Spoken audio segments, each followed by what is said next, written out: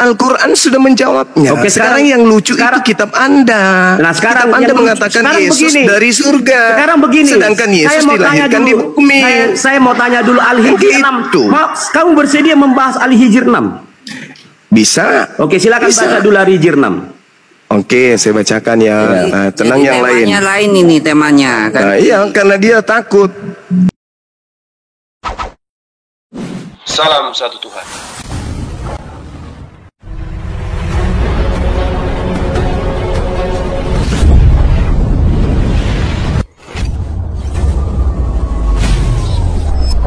Ya, pengantar ini singkat para sahabat. Dukung semua ya sahabat-sahabat kita channel Densa News Muslim. Di like, di subscribe, di share sebanyak mungkin untuk supaya mencegah sahabat-sahabat kita di luar sana tidak terpengaruh terhadap pemurtadan. Semoga Allah memberikan selalu sikap istiqamah. Salam satu Tuhan, Allahu Akbar. Saya bersedia. Sesuaikan tema. Apapun saya bersedia. Saya mau bahas apapun saya layani Anda. Jangan kamu framing isi Al-Quran ya. Tadi kau bilang kita bahas sesuaikan dengan tema.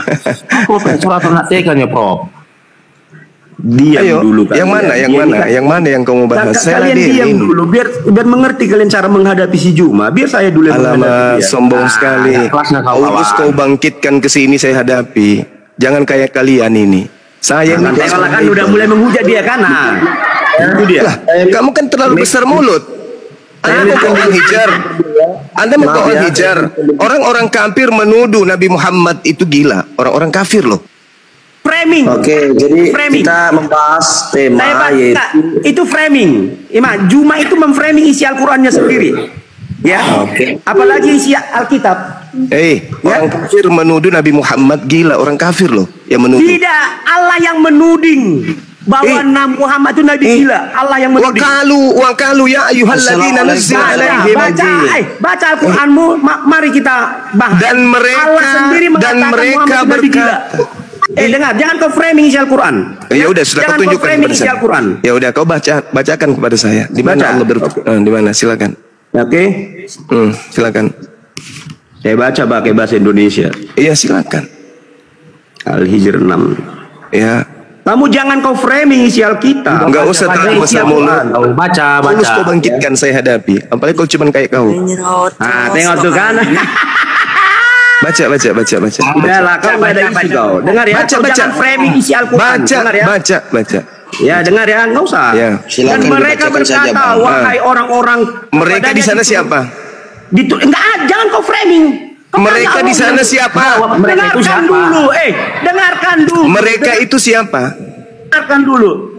Saya baca dulu yang tertulis. Saya baca tertulis. Jangan kau framing isi Al-Quran. Iya. Ya, dengar kau. Dan mereka berkata. Dan sekelas Allah meneruskan gosip. Sekelas Allah, Tuhan kau katakan Tuhan. Dia yang memframing, tengoklah. Dia yang memframing. Dulu saya baca. Dengar ya. Udah tahu mana bacanya Allah itu mereka, mana baca. Dengar dulu, dan mereka itu. Mereka siapa? Allah. Mereka itu siapa? Mereka itu framingnya Allah. Mereka siapa? Kau jangan framing, dan mereka itu framingnya Allah. Ya, mereka di situ siapa? Siapa yang menuduh? Siapa menuduh Rasulullah gila? Siapa? Tunggu dulu biar saya baca. Kejang-kejang kau ini. Kamu yang kejang. Saya mau tanya dulu, Nabi Tupulu, kau Islam atau Kristen? Mulai panik dia. Oke, Anda tidak bisa membuktikan. Sekarang giliran saya. Kenapa keluarga? Dengar. Saya belum baca. Kenapa keluarga Yesus mereka berkata, wahai orang-orang yang kepadanya diturunkan Al-Quran, sesungguhnya engkau Muhammad benar-benar orang gila.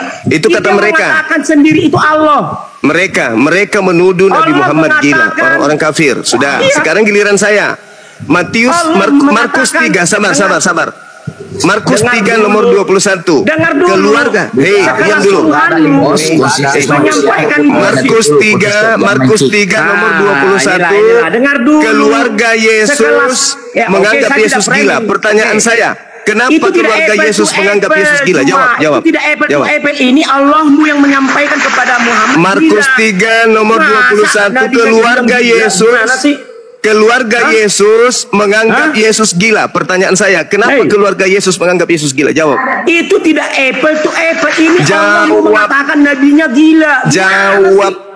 Coba dulu, saya mau tanya dulu. Kenapa keluarga Yesus menganggap Yesus gila? Jawab. Itu data. Itu Jawab. orang biasa itu asumsi, oke?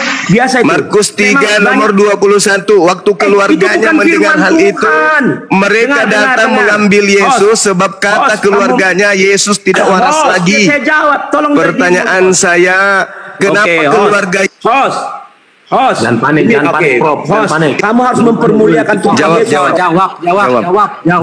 Kenapa keluarga Yesus menganggap Yesus gila? Jawab. Kau nantang-nantang. Mana Jima? Aku hadapi Jima. Lepetek kucingnya kau. Gak ada ilmumu. Jawab itu. Kenapa keluarganya menganggap Yesus gila? Jawab. Profesor tok bang, otak udang itu nggak ada otaknya Profesor tok. Bang Da Zuma, kalau boleh diizinkan sama saya saja Bang Da. Silakan. Masuk lagi. Oke, tadi dia ini berbicara tentang Kenapa Taurat. saya yang di-mute? Kenapa? Saya yang menjawab. Boleh, Bang. Saya jawab, ya? Kita berbicara tentang Taurat, Bang. Saya jawab. Lanjut, saya nyimak sambil tertawa. Apple yang mengatakan Nabi Muhammad gila itu Allah. Bang Prof. Sebentar. Saya Yang izin dengan mengatakan namamu dengan Muhammad titel itu gila Profesor. Allah. Cuma kampret lo, Profesor. Dengar ya, yang menyatakan Muhammad itu gila Allah. Tidak apple to apple dengan Mana bacaan manusia. Allah itu bilang Muhammad apa? Allah itu apa? Aduh, gimana? Baca nomor 11 ayat 11-nya baca, yang menganggap gila itu adalah orang dengar kafir. dulu Juma. Masa sekelas Allahmu menyampaikan gosip kepada Muhammad? Nggak ada ilmumu. Tidak ada di sini dikatakan kafir. Sekarang Jangan kau giliranmu. premisi Al-Quran. Kenapa keluarga Yesus menganggap Yesus gila? Jawab. Itu bukan firman Tuhan, itu asumsi manusia. Oh, berarti Markus bukan firman Tuhan? Bukan? Yes. Kalian ada asumsi. Alhamdulillah, masya Allah. Jadi Allah itu yang teman-teman Kristen Muhammad itu gila. sudah diakui oleh seorang profesor kalau kitab Markus bukan firman Tuhan. Ya, selesai. Firman Tuhan itu Matius 4 ayat 4 keluar yang dari mulut Tuhan. Cuma pengikut Nabi gila. Berarti di Alkitabmu ada juga ditulis. Berarti kamu menyembah orang gila. Cuma itu bukan firman Tuhan, itu manusia. Berarti kamu orang gila karena kau mengimani buku yang bukan firman Tuhan. Firman Tuhan itu yang dari Yesus, bukan berarti dari manusia. kitabmu bukan firman Tuhan. Cuma. Yang gila sekarang Jangan siapa? memberikan babi yang kepada gila sekarang siapa? mutiara kepada babi-babi. Lah itu ucapan Yesus kepada murid-muridnya Yahudi. Muridku Yahudi. Wahai muridku Yahudi, jangan kau jangan kau berikan mutiara kepada Romawi dan Yunani. Yesus itu Allah. Yesus bukan Allah. Memang bukan. Berbicara wahai itu Allah, bukan Yesus. Jangan kau bilang wahai. Itu karakter Allah. Markus 12 nomor 29. Dengarlah wahai Israel. Itu bukan Tuhan. Yang berbicara Markus 12:29 Yesus berkata, dengarkanlah hai Israel. Sekarang Allah itu memframe Muhammad Nabi gila yang meneruskan tudingan orang-orang. Allah meneruskan tudingan orang-orang. Ya sudah, yang pasti seorang profesor menyembah orang gila. Orang berpendidikan. Muhammad Nabi bisa gila. nggak ngerocos? Seorang profesor menyembah orang gila. Itu satu-satulah sama Bang Zuma. Kalau umpamanya nggak bisa, saya bisa dengan Anda juga. Apa? Dari Kenapa mana, Bang? bela Juma diam kamu situ? Enggak ada ilmunya, tolong enggak ada dulu si ilmunya. Juma biar saya Oke, kita izin. ada orang botol bisa Abang dua biar saya jelaskan. Biar saya jelaskan ya. Berdua ya. Matius Yang lain 4 boleh ayat 4. bentar ya. Dengar ya. Bentar ya. Firman Tuhan itu yang keluar dari mulut Tuhan, bukan dari Berarti Yesus manusia. berarti Yesus ini keluar dari mulut Tuhan. Dengarkan dulu Juma ya. Yesus keluar dari mulut Tuhan, ya bukan Tuhan dong. Dengarkan dulu. Allahmu itu meneruskan gosip manusia. Dan dikatakan kafir di situ. Satu-satu mereka. Iya. Ya. Berarti Tuhan saya menerangkan bahwa orang-orang kafir menuduh Rasul saya gila, kan gitu. Udah, sekarang giliranmu. Kenapa keluarga Yesus? Sabar dulu. Dengarkan dulu. Enggak apple to apple. Kenapa enggak apple to apple? Kamu setarakan mulut manusia dengan mulut Allahmu. Ya nggak apa-apa, kan saya bertanya. Kenapa keluarganya? Kenapa keluarga Yesus menganggap Yesus gila? Apa jawabanmu?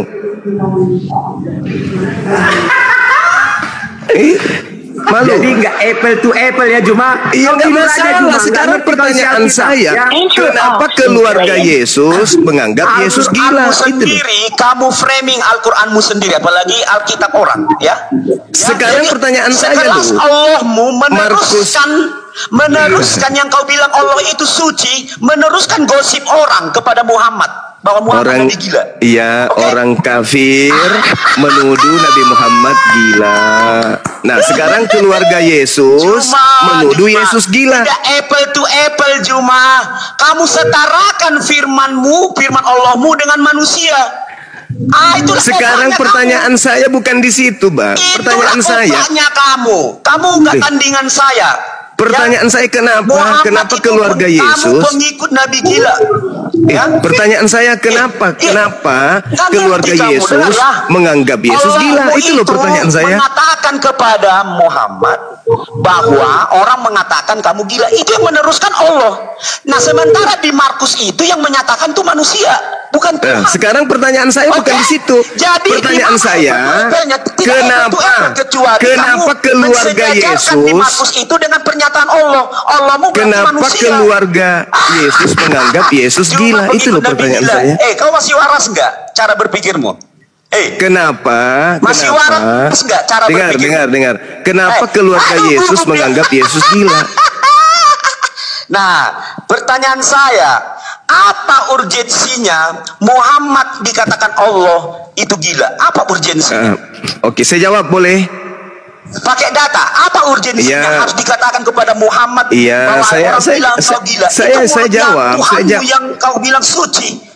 Coba, apa urgensinya? Saya jawab. Saya tanya dulu. Saya jawab ya, Bang. Saya jawab ya. Dijawab oleh ayat selanjutnya. Allah Subhanahu wa taala menjelaskan ayat 11. Tunggu saya baca. Iya, silakan. Nanti jawab ya, kenapa keluarga Yesus menganggap Yesus gila ya? Itu hak pribadi mereka lah. Gimana sih? Allahu Akbar. Sekarang begini, apa urgensinya Allah itu meneruskan isi hati orang kepada Muhammad itu gila? Coba apa urgensinya? Saya jawab. Wa ma ya'tihim mir rasulin illa kanu bihi yastahzi'un. Setiap kali seorang rasul datang kepada mereka orang-orang kafir, mereka selalu mengolok-olok rasul tersebut. Oke? Itu pernyataan tersebut melalui Al-Qur'an. Loh, setiap kali rasul datang pasti dianggap gila. Yesus dianggap gila enggak? Kutanya dulu. Yesus dianggap gila enggak? Itu enggak urgensi, kawan. Itu perkataan manusia, bukan. Lah iya, kan Al-Qur'an mengatakan wa ma ya'tihim mir rasulin illa kanu bihi yastahzi'un. Setiap kali rasul datang kepada mereka, mereka selalu mengolok-oloknya. Nah, Yesus dianggap gila, diolok-olok enggak? Yesus diolok-olok enggak? Yesus diolok-olok enggak? Itu enggak urgensi, itu biasa itu. Sekarang apa Yesus diolok-olok tidak? Tuhan mau mengatakan Muhammad itu Yesus diolok-olok tidak? Aduh, gimana sih ini? Gimana sih gini? Kamu itu setarakan Alkitab dengan Al-Quran. Al-Quran saya kan menjelaskan bahwasanya orang-orang kafir menuduh Rasulullah itu gila.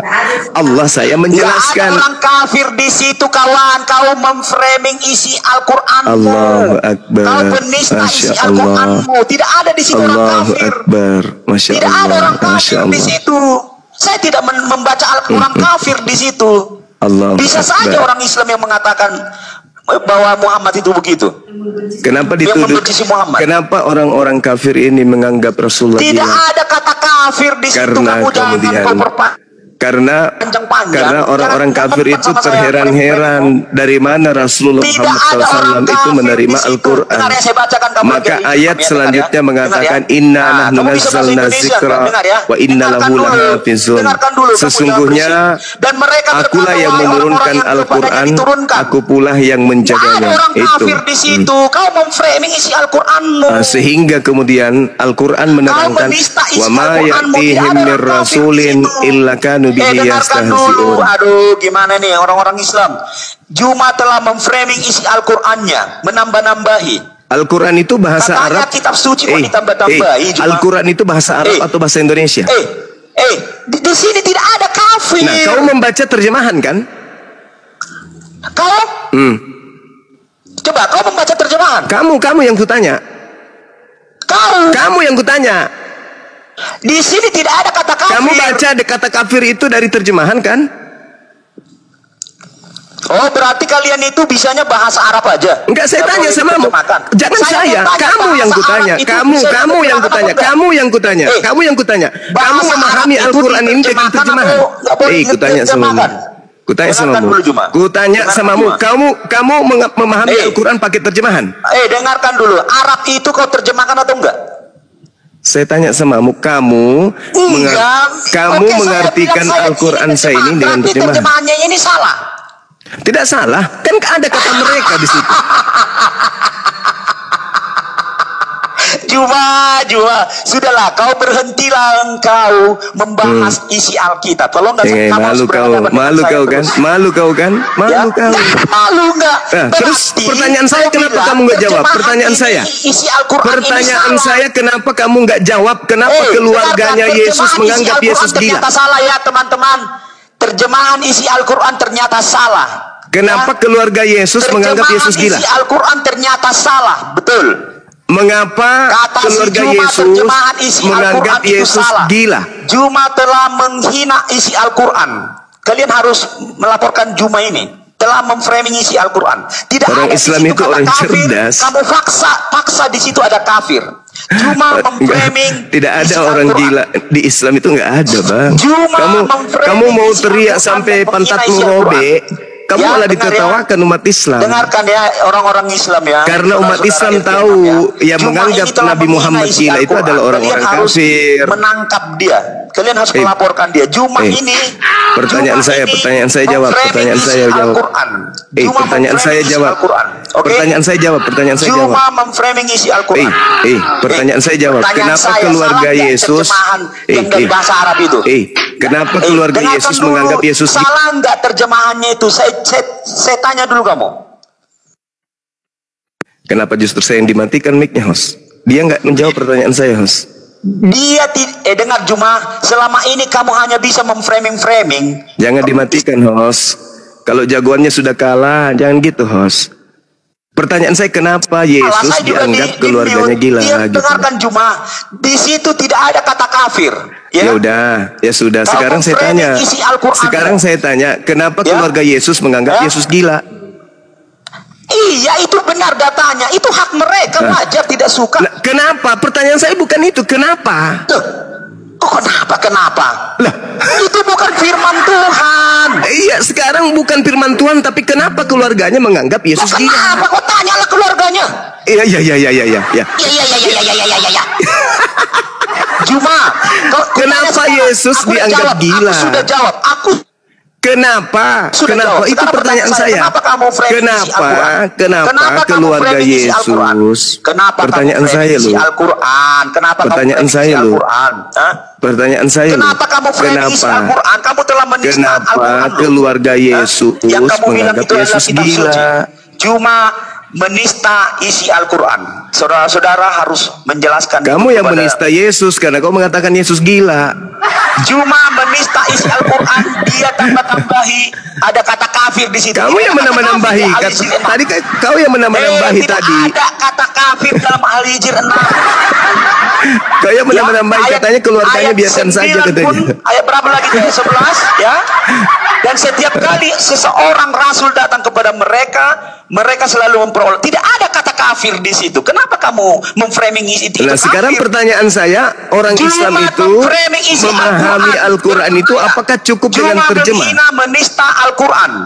Udah gila ini, orang gila ini ditemani diskusi. Kau yang pengikut Nabi gila, bukan saya. Ya kau nyembah Tuhan gila. Kau nyembah Tuhan gila. Kau menyembah Tuhan gila. Kamu menyembah Tuhan gila. Kamu menyembah Tuhan gila. Harus mempertanggungjawabkan ini. Kamu menyembah Tuhan gila. Tuhan kok gila? Kafir di situ. Tuhan kok gila? Gimana dong? Itu bukan firman Tuhan. Kenapa kamu paksa? Saya tidak mau tahu yang jelas keluarganya. Yang saya tahu keluarganya menganggap Yesus. Saya mau tanya, yang saya tahu keluarga Yesus menganggap Yesus gila itu. Host, ini juga host. Juma ini saya mau tanya dulu Bang host. Itu di Markus itu firman Tuhan nggak, pernyataan manusia itu? Host, itu bukan firman Tuhan. Iya, sekarang kenapa keluarganya menganggap Yesus gila? Kenapa? Kamu aja, kenapa kamu menghina Yesus? Itu kan hakmu.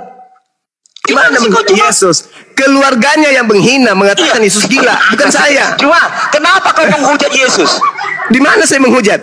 Yang mengatakan Yesus gila siapa? Saya atau keluarganya? Banyak rekaman saya tentang mana? Tunjukkan. Di mana saya menghujat Yesus? Kalau saya tunjukkan kamu gimana? Ya, silakan. Hah? Silakan. Ya, tunggu ya, saya buka. Kamu mau menghujat Yesus? Silakan. Ya, makanya jangan dinaikkan yang lain dulu, host. Biar si Prof ini kubuat mencret. Mencret, kau yang mencret nggak bisa kau jawab. Yesus gila dibilang sama keluarganya. Itu bukan firman Tuhan. Nah, itu alasanmu. Itu yang EGP itu firman Tuhan, firman setan EGP yang jelas diberitakan bahwa Yesus gila oleh keluarganya. Teman-teman Islam, Juma ini menghina Al-Quran. Kau yang menghina kitabmu, bukan firman Tuhan, bukan saya loh. Cuma menghina Al-Quran sendiri. Kamu yang menghina kitabmu. Ada kata kafir. Kamu mengatakan kitabmu bukan firman Tuhan. Kamu itu mengatakan kata kafir. Saya mau tanya. Kamu mengatakan kitabmu bukan firman Tuhan. Apakah Allah mau mengatakan kata kafir? Yes. Paulus juga mengatakan kata kafir. Di Al-Hijr 6 itu kata kafir. Di mana? Mereka itu siapa? Enggak ada kata kafir di situ. Kenapa kamu memframing? Makanya kalau kau tidak paham Quran, jangan kau bahas Al-Quran. Kalau kau tidak paham Al-Quran, jangan kau bahas Al-Quran. Sekarang pertanyaan saya, kenapa keluarga Yesus menganggap Yesus gila? Kenapa keluarga Yesus menganggap Yesus gila? Kata kafir di Al-Hijr 6. Mereka di situ siapa? Enggak ada kata kafir di situ. Mereka di situ siapa? Mereka. Gak ada kata kafir di situ. Mereka di situ siapa? Merekanya ini siapa? Kenapa kau paksakan itu? Gak ada kata host. Saya mau tanya host. Ada nggak kata kafir di situ host? Siapa kata mereka di situ? Siapa yang dituju? Aduh, ini dah. Aduh, gila kau. Kau sudah gila kau. Aduh, dengar ya. Kau sudah gila. Pertama kau menuduh. Sekarang kau menuduh kitabmu bukan firman Tuhan. Yang kedua, keluarga Yesus menganggap Yesus gila. Pertanyaan saya, kenapa keluarga Yesus menganggap Yesus Tuhanmu gila?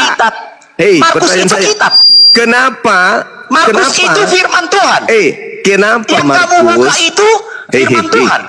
Kenapa Markus mengatakan Yesus gila? Itu firman Tuhan. Yang itu firman Tuhan nggak yang kamu angkat itu? Bukan. Jawab dulu. Bukan. Mencret kau kan? Bukan. Nah, sekarang pertanyaan saya, kenapa keluarganya menganggap Yesus gila? Apalagi Alkitab. Al-Quran saya bertanya loh, kenapa keluarga Yesus menganggap Yesus gila? Sendiri kau hujat, apalagi Alkitab. Pertanyaan saya sederhana. Kenapa keluarga Yesus menganggap Yesus gila? Pantas kau diadukan si Dosma, penghujat kau. Pertanyaan saya loh. Aku sendiri kau hujat. Pertanyaan saya sederhana loh. Kenapa keluarga Yesus menganggap Yesus gila? Kenapa? Malah kau jawab itu bukan firman Tuhan. Dan meneruskan selama itu Nabi gila. Kenapa? Sekarang pertanyaan saya, kenapa keluarga Yesus menganggap Yesus gila? Nggak lanjut diskusinya.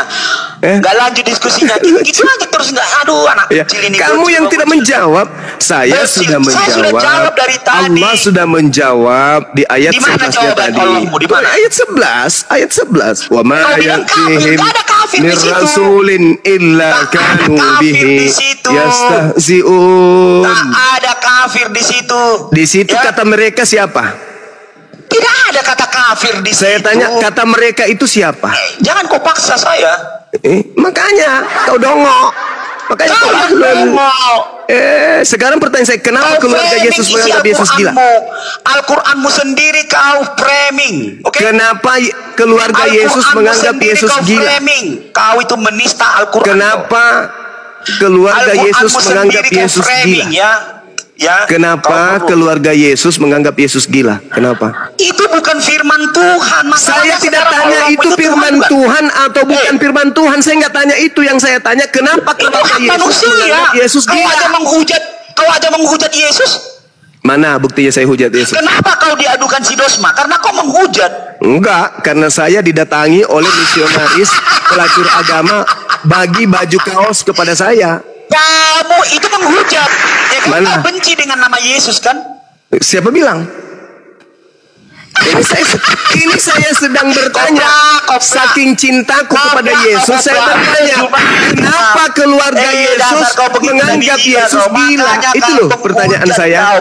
Kenapa keluarga Yesus menganggap Yesus gila? Itu loh pertanyaan saya. Dengar ya. Itu bukan Tuhan. Mereka manusia. Saya tidak tanya Tuhan atau hantu. Yang saya tanya, kenapa keluarga Yesus menganggap Yesus gila? Halo teman-teman.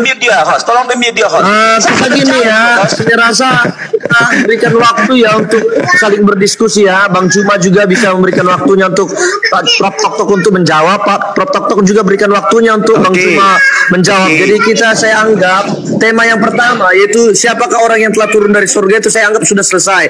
Yaitu kita bahas ke tema yang berbeda, yaitu tentang kata gila, yang dimana di dalam Al-Quran tadi Allah juga diberikan ke label gila, dan juga Yesus diberikan label gila di dalam kitab Markus. Jadi izinkan Bang Zuma menjelaskan, izinkan juga Prof Tok menjelaskan. Oke, silakan. Saya berikan waktunya kurang lebih 1 menit. Cuma ini memframing kerjanya. Al-Qurannya di framing. Ya kenapa kau nangis? Enggak ada yang nangis, kau yang nangis. Oke, silakan. Waktunya kau nangis. Aduh, jangan mencret lah Juma. Diam dulu, ini waktu saya. Kau yang silakan dulu. Sekarang Juma. Ya, saya kan. Saya dulu kan. Kenapa kamu framing isi Al-Quran? Saya dulu kan. Betul? Ya, oke. A'udzubillahi minasyaitonir rajim. Bismillahirrahmanirrahim.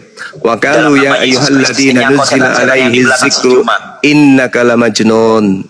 Dan mereka berkata, wahai orang yang kepadanya diturunkan Al-Quran, sesungguhnya engkau benar-benar orang gila.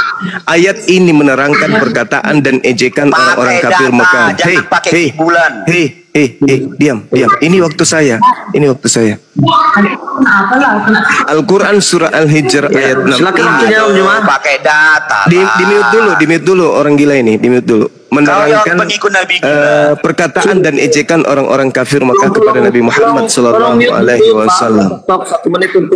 Ya, kepada Nabi Muhammad sallallahu alaihi wasallam ketika ayat-ayat Al-Qur'an disampaikan kepada mereka. Jadi Rasulullah datang menyampaikan ayat suci Al-Qur'an kepada orang-orang kafir di kota Mekah. Mereka kemudian mengatakan, "Hai Nabi Muhammad, engkau yang mengaku sebagai nabi dan rasul Allah dan yang telah diturunkan Al-Quran kepadamu, sebenarnya ucapan dan dakwamu itu menunjukkan bahwa kamu sesungguhnya adalah orang yang gila atau ada tanda-tanda gila pada dirimu. Karena Al-Quran tidak mempunyai arti dan makna sedikit pun. Pertentangan dengan pendapat kami itu jelas dan menyalahi kepercayaan kami yang diwariskan nenek moyang kami." Sudah banyak sekali framingnya. Nah, itu tafsir dari ayat suci Al-Quran. Iya, saya bacakan samamu. Kami tahu Islam itu apakah mungkin kamu menerima sesuatu yang tidak sesuai dengan pikiran dan tidak sesuai dengan cerdik pandai dan ulama kami? Oke? Jadi itu adalah ucapan. Diam dulu. Itu adalah ucapan orang-orang kafir. Nah, sekarang pertanyaan saya. Kata kafir di situ, kau memframing isi Al-Quran. Oke. Jadi di Markus itu, silakan. ya, saya baca dulu ya di Matius 4 ayat 4 ya. Firman Tuhan itu bukan keluar dari mulut manusia, tapi keluar dari mulut Tuhan. Matius 4 ayat 4. Jadi Markus itu keluarganya mengatakan, keluarganya siapa secara manusiawi? Itu bukan keluarganya di Markus. Ya, saya baca dulu ya. Host, tolong dulu di media host. Kenapa kamu kejang-kejang, Juma? Kamu sedang membuktikan dirimu adalah pengikut Nabi gila di sini. Kamu katakan tadi bukan ucapan keluarganya. Silakan kau baca. Dengar dulu. Kamu diam dulu. Host, tolong di media host. Kalau nggak bisa diam, dia turunkan aja host. Memang begini kalau udah kalah. Aduh, gimana ini host? Ya, dengar ya. Saya sudah jawab. Matius 4 ayat 4. Firman Tuhan itu yang keluar dari mulut Tuhan. Jadi Allah itu yang adalah Tuhan meneruskan perkataan orang. Itu kan gosip. Bahwa Muhammad itu Nabi gila. Oke? Kenapa? Apakah Allah itu membenarkan Muhammad Nabi gila? Terus kamu itu pengikut Nabi gila yang kepadanya diturunkan adalah orang gila? Jelas ya? Itu pernyataan manusia, tidak apple to apple dengan pernyataan Allahmu yang kau bilang itu Tuhan. Paham? Oke? Kalau manusia mengatakan Markus 3:21 jawab. Aduh, kayak mana nih host? Sudah saya jawab. Jawab. Sudah saya jawab. Apa jawabannya? Oke, bentar. Ya teman-teman, saya sudah menyimak dari pernyataan saya. Ya, bentar, waktu saya ya teman-teman ya. Jadi saya simpulkan tadi yang disampaikan oleh Prof. Tok itu bahwasannya itu bukan secara langsung dari Tuhan, tetapi keluarganya yang menyatakan Yesus gila. Tapi saya mau perdalam juga tentang tadi di ayat itu. Apakah ada di sana kata kafir, Bang Juma? Iya, di tafsirnya jelas tertulis, Bang. Tafsir itu adalah yang menjelaskan. Bukan tafsir. Datanya mana? On cam dong. Jangan langsung Oke. ngomong kosong kau. Coba. Saya buka kamera ya. Ya. Nah, nanti kau buka kamera juga ya. Jangan frame. Ya, sabar saya. Kau berhadapan dengan Bang Suma soalnya. Diam. Juga berhadapan dengan saya. Tenang aja. Besarin. Saya sudah tahu kamu itu tukang framing, Juma. Nih. Nah, ini tafsir kami nih. Tafsir Kemenak. Ayat ini menerangkan perkataan dan ejekan orang-orang apa ini? Orang-orang apa? Orang-orang kafir Mekah nih. Tuh. Kafir Mekah ya. Menerangkan tafsir apa? Perkataan orang-orang kafir Mekah tuh. Dah selesai. Apa itu? Nih, tafsir apa itu? Kementerian tafsir Agama. Apa? Nih. Hah? Ini. Kamu tahu nggak arti tafsir? Dah selesai Itu ya, asumsi. selesai. Jadi dengar ya. Dah selesai. Giliran saya bertanya samamu. Itu asumsi, tidak ada Pertanyaan saya kepadamu, kenapa keluarga Yesus menganggap Yesus gila? Terlepas itu firman Tuhan atau bukan firman Tuhan, yang jelas dikabarkan bahwa keluarga Yesus menganggap Yesus gila. Pertanyaan saya, kenapa? Ingat, kamu membawa Matius. Oke, terima kasih setelah kamu membawa Matius 4:4. Matius 4 itu adalah ucapan yang keluar dari mulut Matius. Tapi mau dijawab. Silakan Anda jawab. Aduh, kasih permen dulu host sama si Jume nih host. Permen karet biar ini dia. Beli dulu permen karet Juma. Itu udah banyak koinmu itu. Supaya jangan mewek kok di sini. Silakan kau jawab. Menjawab ya Bang Juma. Iya. Ya. Mute dia. Nanti dia tuh nggak bisa tahan sahwatnya tuh. Di mute dulu dia, di mute. Orang-orang pengikut keledai begitu. Minum kencing onta. Oke. Kenapa Yesus dikatakan gila? Wajar. Kenapa? Karena nalar manusia. Aduh, gimana sih nih host? Ya, lanjut. Ini bisa ya, Yesus gila wajar kau bilang. Mereka mengatakan, tengok di host, di framingnya kan, tengoklah kan, memanglah ini si brengsek ini, cuma brengsek. Kamu jangan Kau mengatakan wajar Yesus disebut gila. Ngakaklah kita. Mengatakan itu wajar. Kenapa? Orang. Nah, kalau di framing mana kata orang di situ? Mana kata orang? Tunjukkan kata orang di situ. Markus itu tunjukkan. orang bukan. Ya, Aduh, mana kata orangnya? Mana kata orangnya? Mana? Sama. Aku juga tanya. Mana kata orang? Saya juga sama. Mana kata orang? Tunjukkan. Kau jangan memelintir Bible-mu. Mana? Host, dengar ini host.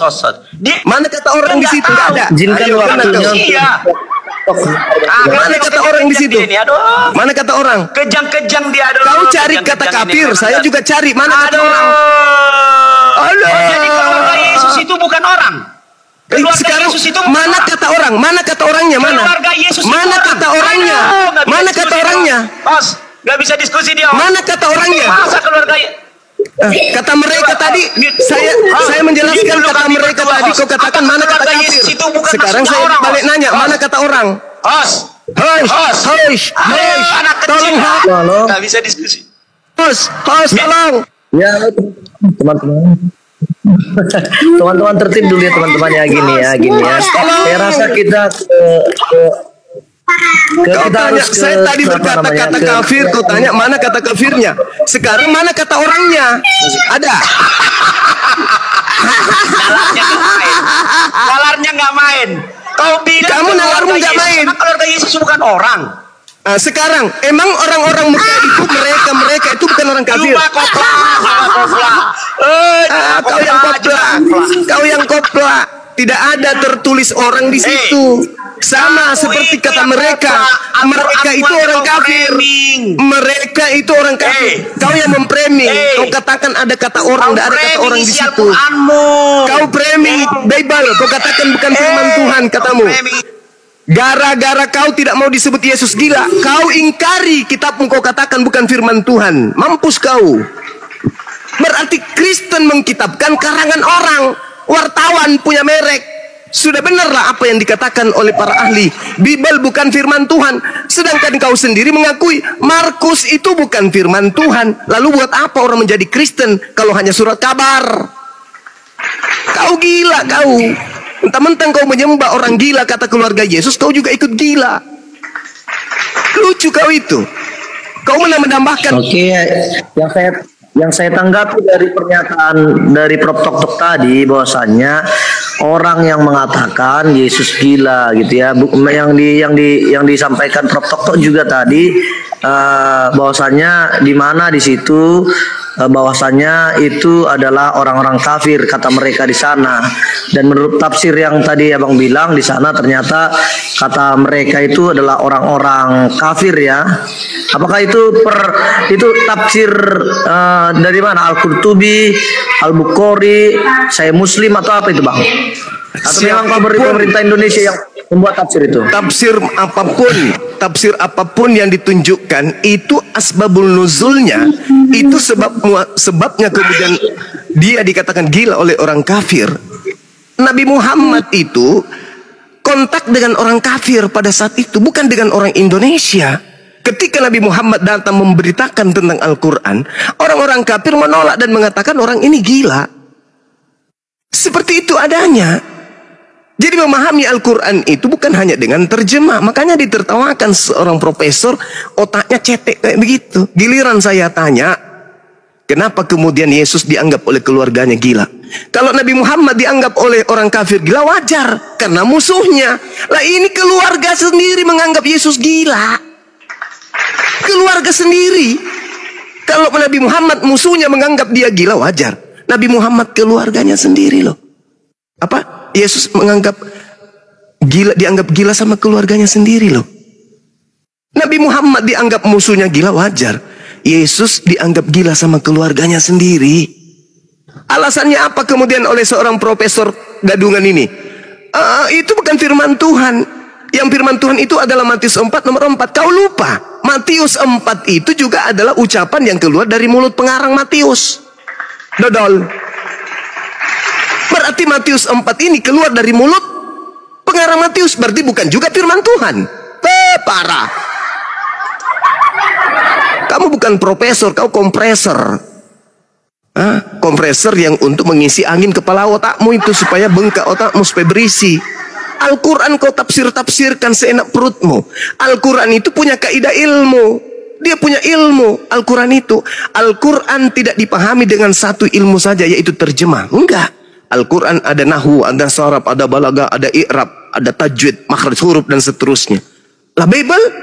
Saya bertanya, kau langsung putus asa. Itu kan bukan firman Tuhan. Itu kan karangan Markus. Hei, kau menghindari Yesus gila, tapi kau buka aib bahwa kitabmu bukan firman Tuhan. Ya gulung tikar.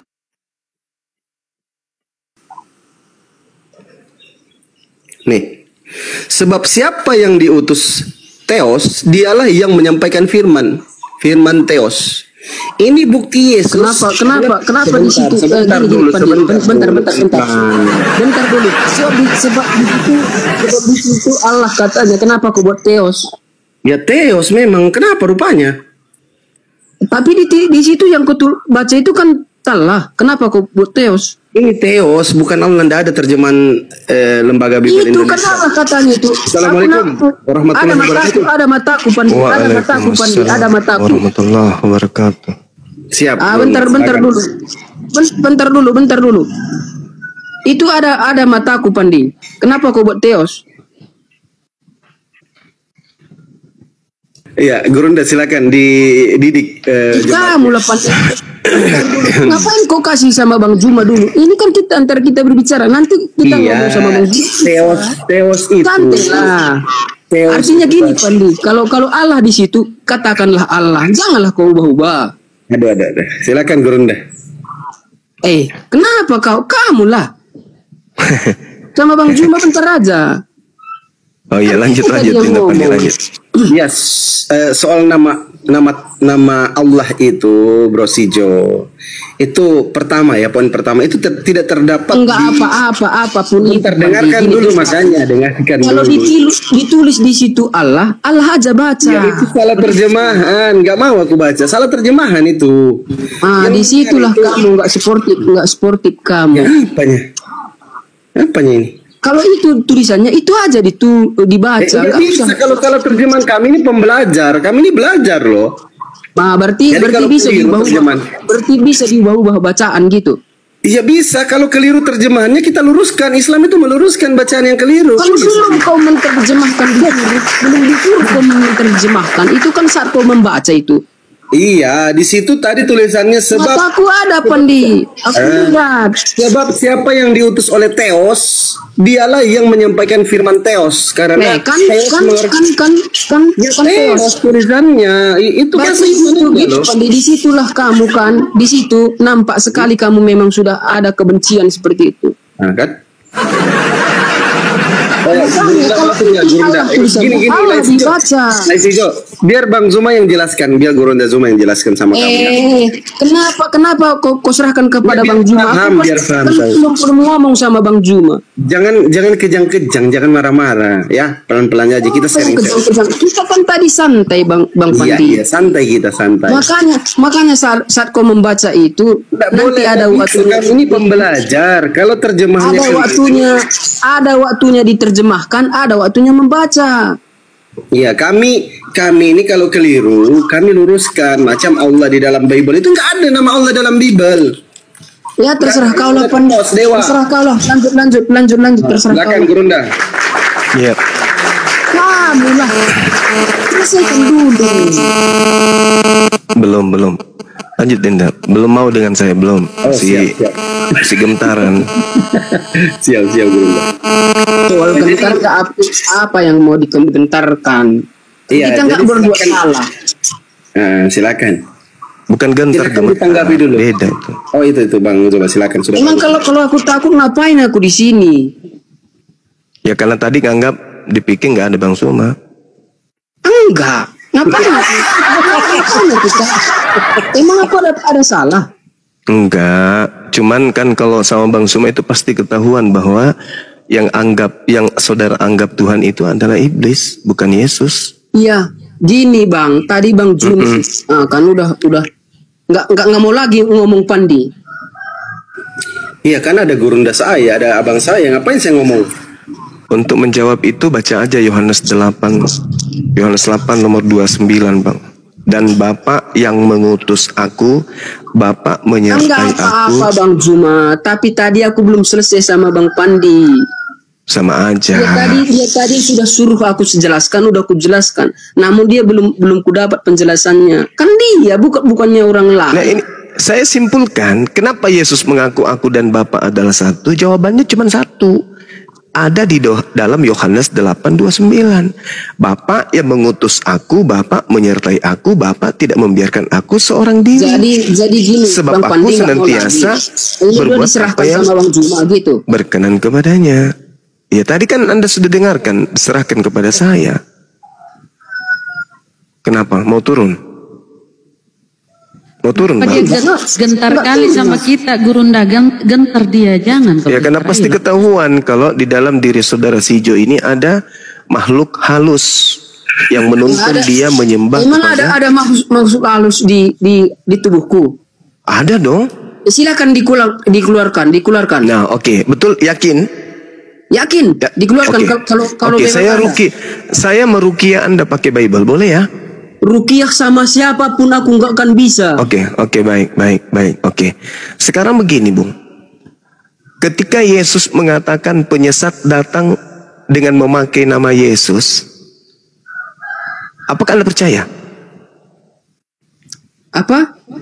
Yesus berkata akan datang penyesat dengan memakai nama Yesus. Kalau Yesus yang berkata, semua aku percaya. Oke, nah ini sudah mulai masuk nih. Yesus berkata, waspadalah kepada penyesat yang datang kepadamu dengan memakai nama Yesus dan berkata, akulah Yesus. Anda percaya itu kan? Kalau Yesus yang berbicara, aku percaya. Oke, waktunya sudah dekat, jangan kamu percaya. Jangan percaya kalau ada makhluk datang mengaku Yesus. Kenapa Anda tidak mendengarkan ucapan Yesus tadi? Kalau Yesus yang berbicara, aku percaya apapun dikatakannya. Kalau begitu jangan percaya kepada makhluk yang datang kepada Paulus yang mengaku Yesus. Kalau bukan Yesus, aku tidak percaya. Kan Yesus yang berkata, Bung. Lukas 21 nomor 8. Waspadalah kepada penyesat yang datang kepadamu dengan memakai nama Yesus dan berkata, akulah Yesus, waktunya sudah dekat. Jangan kamu percaya. Kalau Yesus yang berbicara, apapun dikatakannya, aku percaya. Terus kenapa Anda percaya kepada pemberitaan Yesus yang datang kepada Paulus? Ya karena Yesus yang berbicara. Itu bukan Yesus yang datang kepada Paulus. Itulah Yesus, itulah penyesat yang mengaku Yesus itu. Kalau Yesus kubilang, kan Yesus kubilang ini. Apapun ceritanya, kalau Yesus yang berbicara, aku percaya. Saudara, Yesus berkata, waspadalah kepada iblis yang datang kepadamu dengan memakai nama Yesus. Apakah Anda percaya ucapan Yesus bahwa akan datang penyesat? Kalau Yesus yang berbicara apapun dikatakannya, aku percaya. Yesus berkata akan datang penyesat, iblis mengaku Yesus. Anda percaya? Kalau Yesus yang berkata apapun yang dikatakannya, aku percaya. Terus kenapa Anda menjadi Kristen kalau begitu? Kalau Yesus yang mengatakannya, aku bilang sama Bang Juma, abang nggak ngerti. Abang yang nggak ngerti. Apapun yang dikatakan Yesus kepada Rasul Paulus, aku percaya. Di mana Yesus, anak Maria pernah bertemu Yesus? Nah ini dia, di sini intinya. Di mana Di saat Yesus dia mau menganiaya Kristus kan berjumpa dia. Oke, tahun berapa itu? Iya, kalau tahunnya nggak tahu aku ke tahun berapa. Yesus terangkat ke langit usia berapa? 33. Itu pun nggak ingat aku. 33 Iya, tahun. iya. Nah, Iya. Paulus mengaku bertemu makhluk di tahun 52. Yesus sudah tidak ada di bumi di tahun 33.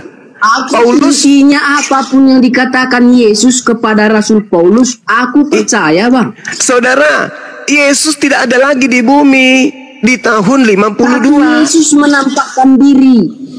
Berarti Yesus sudah datang kedua kalinya pada saat itu. Belum naik dia ke surga, Bang. Siapa bilang? Siapa bilang belum naik? Yesus naik ke surga itu tahun 33. Paulus menulis kitabnya mulai di tahun 52. Berarti ada selisih berapa tahun? 20 tahun lebih. Yang ditemui Paulus di padang gurun itu siapa? Yesus. Sudah tak ada Yesus. Yesus yang dikatakan di Alkitab ini Yesus yang dikatakan. Yesus sudah terangkat ke langit di tahun 33.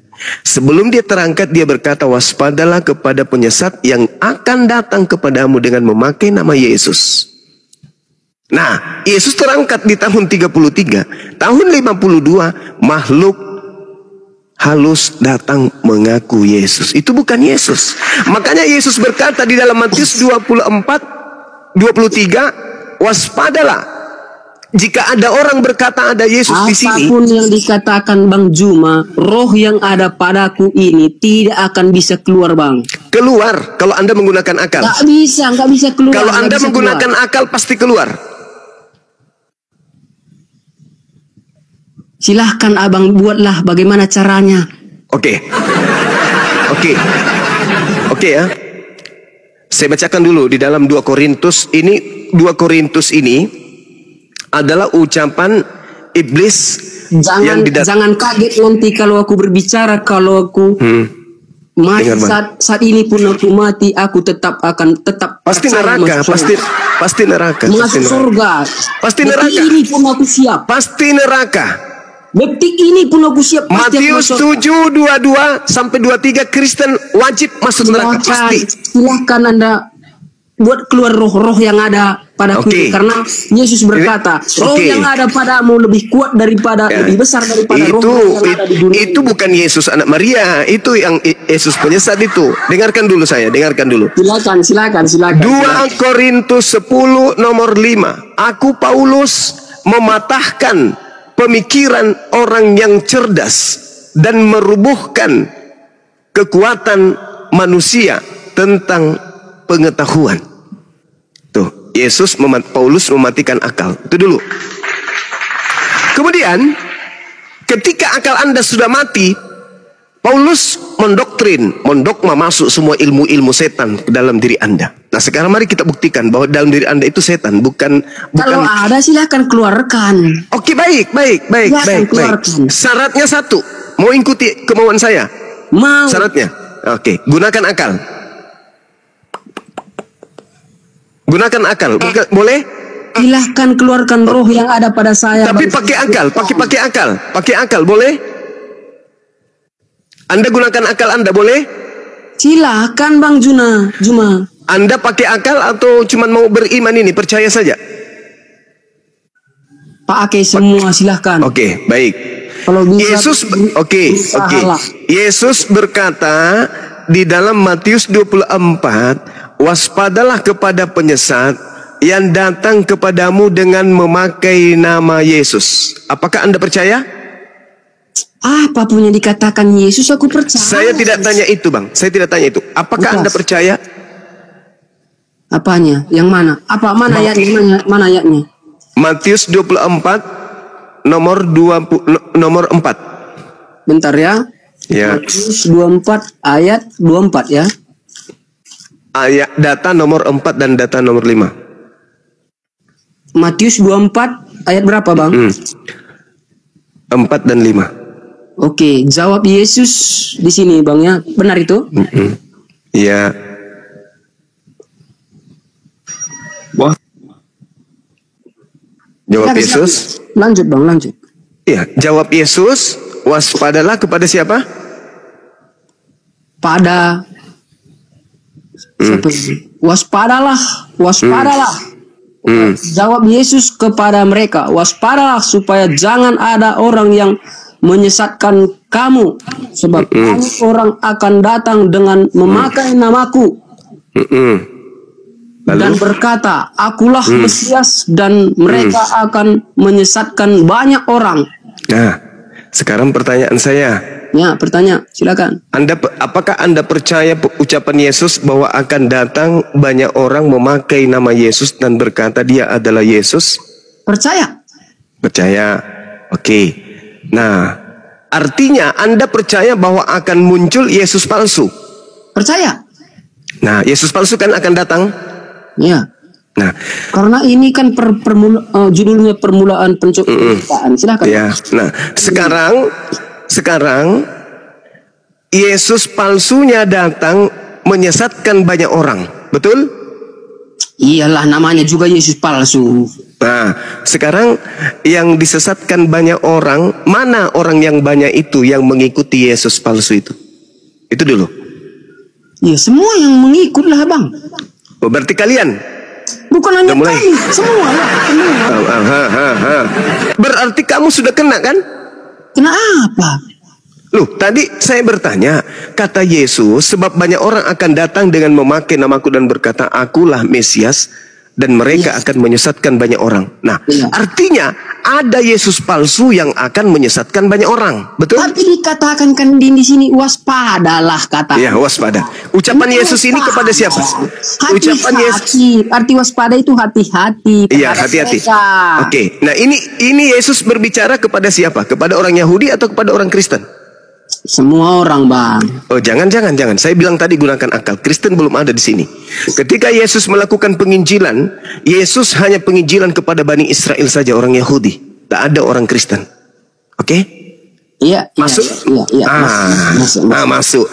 Berarti Yesus berpesan kepada Yahudi agar jangan percaya kepada di luar Yahudi yang ngaku-ngaku bertemu dengan Yesus. Betul? Ini kan dikatakan, Bang, waspadalah supaya jangan ada orang yang menyesatkan kamu. Kamu di sini Yahudi kan? Hati-hati. Jadi orang-orang Yahudi harus berhati-hati, betul? Iya, betul, hati-hati. Berhati-hati kepada Yesus palsu. Iya, betul. Nah, Yesus asli datang kepada Bani Israel. Yesus palsu datang di luar Bani Israel, betul? Itu menurut Abang. Lucu kali. Aduh, berbelit-belit kau ngomong Juma. Lalu? Itu menurut Abang. Ini kan ini menurut Yesus. Dengar dulu. Bentar aku ngomong. Waspadalah supaya jangan ada orang yang menyesatkan kamu. Waspada. Berarti yang waspada di sini orang Yahudi kan? Biar siapapun harus waspada. Jangan kayak gitu. Jangan kayak gitu. Ya, katanya mau sehat. Ikuti aja kamu ya cepat. Yahudi kan? Turun aja yang Kristen, turun. Yahudi kan di sini? Yesus berbicara dengan pengikutnya Yahudi kan? Betul? Itu menurut kamu. Oh, jadi di situ Yesus sudah punya jemaat pemakan babi? Mereka turun dia. Lari kabur. Ketahuan, ku bilang saya bisa meruqyah kalian pakai Bible. Udah ku bilang. Kuruqyah saudara-saudara Kristen pakai Bible. Mematikan langsung kalau itu Gurunda. Mematikan. Iya. Ku keluarkan iblis yang ada di dalam kalian, ku keluarkan. Tapi satu syarat, pakai akal. Kalau Anda tidak menggunakan akal, Anda nggak bisa sembuh. Karena orang yang tidak menggunakan akal itu orang gila. Kalau Anda waras, maka gunakan akal dalam beragama. Gitu. Gunakan akal dalam beragama. Jangan tidak menggunakan akal. Kalau kayak Ale ini mengaku kalau dia tidak gunakan akal. Orang normal fisik, ada tangan, ada kepala, bentuk fisiknya manusia, tapi tidak menggunakan akal, itu orang apa namanya? Orang gila. Orang gila. Menyembah makhluk yang ngaku-ngaku Yesus kepada Paulus itu adalah sebuah kegilaan. Kenapa? Bible mengatakan waspada, waspada kepada Yesus palsu yang datang memakai nama Yesus dan akan menyesatkan banyak orang. Kenapa Kristen tidak waspada? Karena Kristen korban. Menyesatkan banyak orang yang banyak itu Kristen. Kenapa mereka tidak sadar? Nah, dia butuh apologet Islam untuk menyadarkan. Kayak saudara Ale ini, dia pernah mengatakan bahwa orang Kristen itu tidak pakai akal, tapi pakai iman dan perbuatan. Halo. Ya, halo Bang, halo. Halo. Ya. Udah dibaca sampai full itu Bang, ayat itu Bang. Saya baca Bible itu dari Kejadian sampai Wahyu. Alhamdulillah. Ya, alhamdulillah. Makanya saya banyak menerapi orang sakit.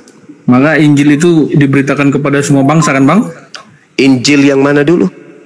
Yang Yesus sampaikan dong. Oh, Yesus tidak mengenal perjanjian baru. Oh. Berarti aku nggak baca sampai full ayat tadi itu tadi. Saya baca. Dan saya paham. Justru karena saya sadar Bung, sabar.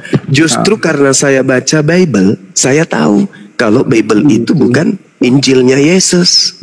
Makanya tadi saya berdebat di sebelah orang Kristen, dia mengaku kalau Markus itu bukan firman Tuhan. Baik. Sedangkan yang Yesus sabar dulu saudara, sabar. Saya tanya dulu. Menurut saudara, yang keluar dari mulut Yesus itu firman Tuhan atau karangan Yesus? Firman Tuhan. Nah, sekarang perjanjian baru ini itu firman Tuhan atau yang keluar dari mulut pengarang sendiri? Firman Tuhan. Oh, berarti segala siapa yang aku ilhami ya kan, bermanfaat untuk mengajar. Ya memang betul yang diilhami Tuhan. Betul yang diilhami Tuhan itu betul. Sekarang penulisan Paulus ini diilhami siapa? Iblis. Diilhami oleh Roh Kudus, oleh Yesus. Katanya tadi Tuhan. Gimana kok lari? Yesus kan Tuhan, Bang. Di mana Yesus dikatakan bahwa menerima Yesus itu adalah Tuhan? Tadi ayatnya belum selesai itu 24 itu. Baca dulu ya. Silakan. Baca ya 14-nya. Iya, silakan. Ini perkataan Yesus nih, Matius 24 ya. Dan Injil kerajaan ini akan diberitakan di seluruh dunia. Oke. Kesaksian bagi seluruh bangsa. Oke, baik. Pertanyaan saya, sabar. Oke. Pertanyaan saya, Injil yang dimaksud Yesus itu yang mana? Ya, Injil yang diberitakan oleh murid-muridnya lah, yang hidup bersama-sama dengan dia. Pertanyaan saya kepada saudara, Injil yang diberitakan ke seluruh dunia nggak Bang? Injil yang dimaksud Yesus yang harus diberitakan ke seluruh dunia itu yang mana? Injil yang disampaikan oleh Yesus. Iya, yang mana? Kepada murid-muridnya dan diteruskan kepada yang mana itu? Tunjuk langsung. Yang mana Injil yang dimaksud itu? Tunjuk langsung dong. Mana? Yang mana? Seluruh kitab perjanjian baru itu.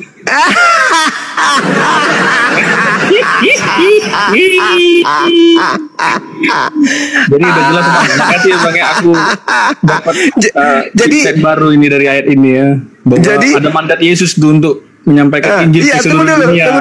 Tunggu dulu. Matius 24 ayat 14. Iya, bagus. Bagus Bang, terima kasih Bang. Oke. Yesus jangan kabur ya, jangan kabur. Enggak kabur. Oke, sekarang begini. Kalau Anda mengatakan seperti itu, pertanyaan saya kepada saudara, Yesus mengajarkan Injil itu tahun berapa? Tahun 30 sampai 33. 30 sampai 33. Perjanjian baru kitab Anda itu ditulis kapan? Perjanjian baru itu ditulis pokoknya selesai di abad pertama lah. Ya, berarti Injil yang dimaksud Yesus adalah apa?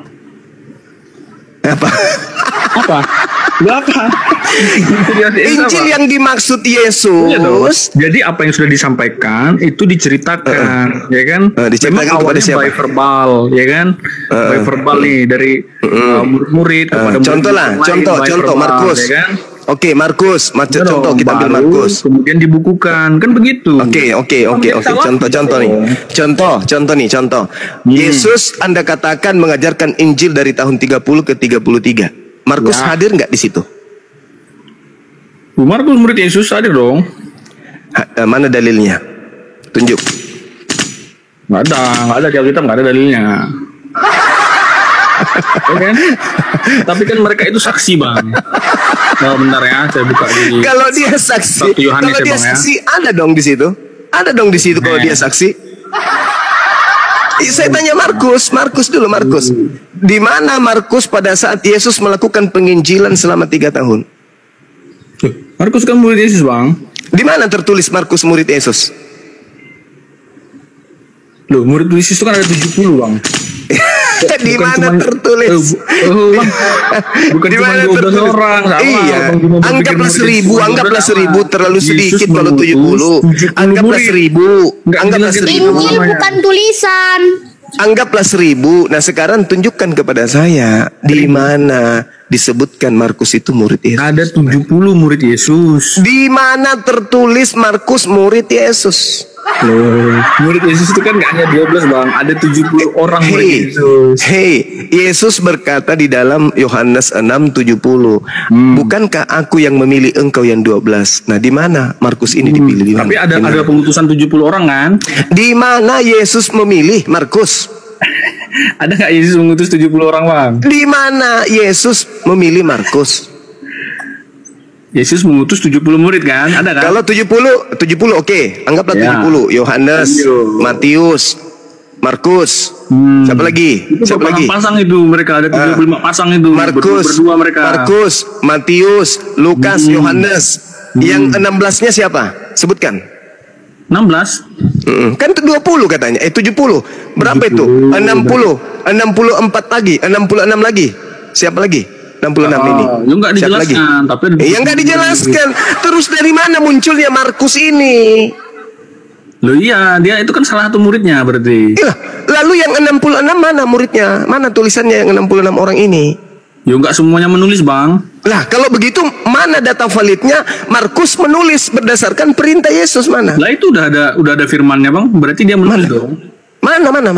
Lah ini yang kita baca ini. Markus. Ya itu kan tulisan dia. Matius. Iya, di mana tertulis kalau itu adalah tulisan murid Yesus? Tunjukkan aja pengakuan Markusnya. Markusnya yang mengaku aku adalah murid Yesus itu di mana? Loh, murid Yesus kan nggak cuma 12, Bang, gue bilang tadi. Bukan itu pertanyaan saya. Ada 70 Bukan itu muridnya. pertanyaan saya. Anda membaca Matius 24 nomor 14 tentang Injil yang diberitakan Yesus. Anda kira Injil itu adalah kitab Anda. Kan lucu. Anda sendiri mengaku kitab Anda ditulis seabad setelahnya. Yesus di tahun 30 sampai 33. Kalau Markus menuliskan nanti di abad kedua, pertanyaan saya, Markus ini penghafal.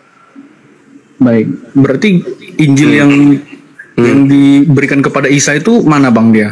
Injilnya, Bang? Tanya kepada Isa. Isa kan untuk Bani Israel. Tanya kepada kaumnya. Loh, kalau Anda tanya Nabi Muhammad, berarti kalau masih ada Nabi atau Muhammad, berarti masih ada nggak Injil tanya. Ya, tanya kepada kaumnya. Ku tanya dulu, Yesus itu, Nabi Isa itu diutus kepada mana? Orang Islam atau orang Yahudi? Kan Isa kan Islam juga, Bang. Iya, kami beriman Nabi Isa diutus. Isa itu beragama apa, beriman. Kami beriman kepada Nabi Isa kalau dia diutus untuk Bani Israel. Anda bertanya mana Injilnya? Tanya siapa? Tanya Bani Israel. Oke. Isa itu berarti jangan tanya saya. Isa itu kenapa? Isa itu Islam nggak dia? Dia Muslim. Muslim. Berarti orang Yahudi itu Muslim juga dong. Ya, betul. Mana ayatnya Isa Muslim? Orang Yahudi itu Muslim dong berarti. Ngerti Muslim nggak? Berserah diri. Ya, mana berserah diri. Nabi Isa alaihissalam dalam tulisan, Injil bukan tulisan. Nabi Isa alaihissalam dinyatakan dalam Al-Quran surah Al-Ma'idah ayat 116-117. Kalau dia itu mengatakan satu pernyataan yang difirmankan Tuhan kepadanya dan tidak mengatakan perkataan di luar itu semua, berarti dia Muslim. Fattaqullaha wa atiun. Hadza siratul mustaqim. Berarti dia Isa apa? Berarti dia bukan Islam. Dia berserah diri kepada Allah. Dia Muslim. Berarti bukan Islam. Muslim itu adalah orang. Bang Juma Muslim atau Islam? Saya Islam. Berarti tidak Muslim. Dan saya Muslim. Oh, kalau Isa? Islam nggak dia? Kalau Islam, dengar. Islam itu adalah ajaran. penganut jadi ajaran itu. Dengar dulu. Dengar dulu biar kau paham, dengar supaya kau pintar. Bagaimana bisa setan keluar dari tubuhmu kalau kau nggak mendengar? Jadi Islam itu adalah pokok ajaran. Yang menganut pokok ajaran itu, yang mentaati pokok ajaran itu disebut Muslim. Yesus datang membawa ajaran dari Elohim. Yesus taat kepada ajaran itu, maka Yesus Muslim. Musa membawa ajaran dari Elohim. Musa taat kepada ajaran itu, maka Musa disebut Muslim karena mereka berserah diri kepada firman Tuhan. Tapi bukan Islam, Yesus sendiri berserah diri kepada Tuhan. Di mana tertulis? Galatia 4:4 dan nomor 5. Yesus Muslim. Tapi bukan Islam. Lah, Islam itu kan pokok. Islam itu artinya apa? Salam damai sejahtera. Dia Islam atau bukan? Islam, dia Islam. Oh, Islam. Itu tanya. Itu ribut-ribut penjelasannya. Sekarang begini pertanyaan saya balik. Sabar. Pertanyaan saya balik. Yesus itu Kristen atau bukan? Bukan. Bukan. Udah selesai. Islam atau Kristen itu? Cari. Yesus itu Kristen atau bukan? Yesus itu nggak beragama. Berarti dia bukan Kristen. Berarti dia bukan Kristen. Kristen itu adalah pengikut Kristus. Saya tidak tanya itu. Yang saya tanya Yesusnya. Yesus ini Kristen. Dia yang saya tanya, Yesus ini Kristen atau bukan? Dia nggak beragama, dia kan Tuhan, goblok. Berarti Yesus bukan Kristen. Marah dia, marah-marah. Berarti Yesus bukan Kristen. Juma Muhammad. Enggak, tunggu dulu Ali. Itu kepercayaan Bang Juma. Sekarang yang saya tanya bukan itu, yang saya tanya Yesus ini Kristen atau bukan? Loh, Kristen itu kan kepercayaan. Saya tidak tanya itu, Bang. Yang saya tanya Yesusnya. Yesus kan Kristen. Definisikan dulu dong. Tunggu dulu. Supaya kita bisa jelaskan gitu loh. Tunggu dulu. Yesus itu Kristen atau bukan? Jawab. Ya, bukan. Bukan. Dia tidak beragama. Bukan ya? Tuhan beragama. Oke. Bukan ya? Nah, sekarang pertanyaan saya, Yesus itu Yudaism atau bukan? Bukan. Hah? Bukan lah. Bukan dong. Jadi Yesus ini ateis? Bukan. Tidak beragama? Bukan. Hah? Bukan juga. Lalu? Sekarang bukan Yahudi, bukan Kristen, lalu apa? Lalu apa? Mau tahu jawabannya? Loh, bukan. Dengar dulu. Ibrani 5 nomor 7. Dia bukan Yahudi, dia bukan Kristen, tapi Yesus adalah seorang Muslim. Dia anak yang soleh. Baca Ibrani 5 nomor 7. Yesus anak soleh. Nah, ini cocok logi. Sekarang enggak. Kau baca Ibrani 5 nomor 7. Aduh. Baca nomor 5 dari Ibrani 5. Yesus nomor Islam 7. berarti. Jawab dulu. Berani kau baca Ibrani 5 nomor 7? Ibrani berapa? Ya, baca. Silakan. Bentar. Ibrani 5 ayat 7. Dalam hidupnya itu ya? Ya. Dalam hidupnya sebagai manusia, ia telah mempersembahkan doa dan permohonan dengan tetap tangis dan keluhan kepada Dia yang sanggup menyelamatkannya dari maut, dan karena kesalehannya ia telah didengarkan. Halo. Yesus anak soleh atau bukan? Yesus anak soleh atau bukan? Oh, dia itu role model ketaatan bagi umat manusia. Mulai kamu maksud bagaimana? Dia menggantikan macet. Manusia yang bentar. Saya ulang lagi. Di data Bible Anda, Yesus disebut Kristiani atau Yesus disebut soleh? Soleh yang kamu maksud bagaimana, Juma? Udah, enggak usah kupelintir lagi jidat lebar. Yang pasti, ketika saudara membaca Bible Yesus disebut anak soleh, berarti dia Muslim. Oh, kok gitu? Lah, anak soleh, orang soleh itu Muslim. Lah, kok gitu? Lalu apa itu? Lalu menurut saudara soleh itu apa? Menurut saudara soleh itu apa? Soleh itu artinya taat dia. Yesus itu berarti Yesus taat kepada siapa? Taat kepada siapa? Model ketaatan. Taat kepada siapa? Dalam kemanusiaannya dia taat kepada sampai mati. Alhamdulillahirabbil alamin. Berarti dia Muslim. Kan tadi Muslim adalah orang yang taat menjalankan perintah Tuhan. Yesus soleh, Yesus taat. Muslim itu berserah diri, bukan ya, berserah diri. Yesus berserah diri kepada ketaatan. Apa yang diperintahkan Tuhan kepada Yesus, Yesus lakukan. Betul atau tidak? Betul. Nah, ya sudah. Berarti Yesus berserah diri melaksanakan segala apa yang diperintahkan. Yohanes 4 nomor 34. Makananku adalah melakukan pekerjaan yang diperintahkan Bapa untuk aku kerjakan. Betul? Betul? Betul? Betul? Memang role model berarti Yesus itu haruslah Yesus, Bang Juma. Oke, bagus, bukan bagus. yang lain. Oke, kalau begitu dia role model ketaatan itu, Bang Juma. Oke, bagus. Nah, sekarang tidak ada manusia kalau tidak taat. Oke, bagus. Ada pun membangkang ya. Oke, baik. Tentang Yesus terus, Bang Juma. Baik. Nah, sekarang permasalahannya di sini. Yesus ketika kita lihat, andai saja hidup hari ini Yesus itu, lalu kita lihat caranya dia beragama, caranya dia taat kepada perintah Tuhan, dia nampak seperti Kristen atau dia nampak seperti Islam? Jawab yang jujur. Jangan mengandai-andaikan sesuatu yang Anda mengatakan dengar diam. Logical Anda fallacy mengatakan bisa. Saudara host di mute dulu. Aku belum bisa mute host, saudaraku. Dengarkan saya.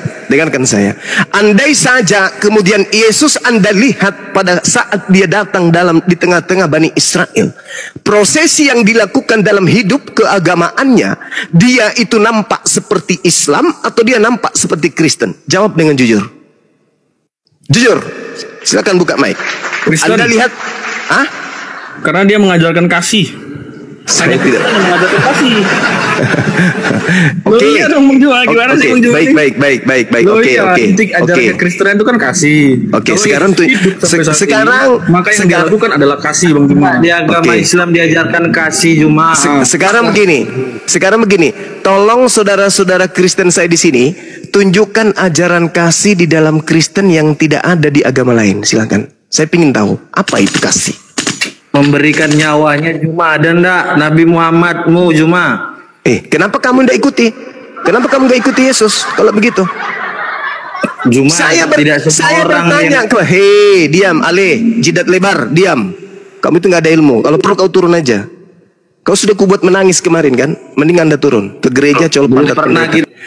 Hei, turun. Kau kupermalukan kemarin membahas tentang asal usul makan babi. Nggak usah kau banyak cerita. Sekarang begini, saudara. Kasih di Kristen yang ada itu yang tidak dimiliki oleh umat Islam itu yang mana? Coba tunjukkan kepada saya. Kalian bayar perpuluhan, apakah itu berguna untuk negara? Kami bayar zakat, berguna untuk negara. Oke? Tiap bulan kami berinfak, bersedekah. Kalian cuma bayar perpuluhan untuk gereja, untuk pendeta. Sekarang kami bayar uang zakat, uang haji, uang infak dan semuanya untuk negara. Sekarang saya tanya samamu, kasih di Kristen yang bisa kita lihat hari ini itu apa? Kawin sesama jenis di gereja itu maksudmu?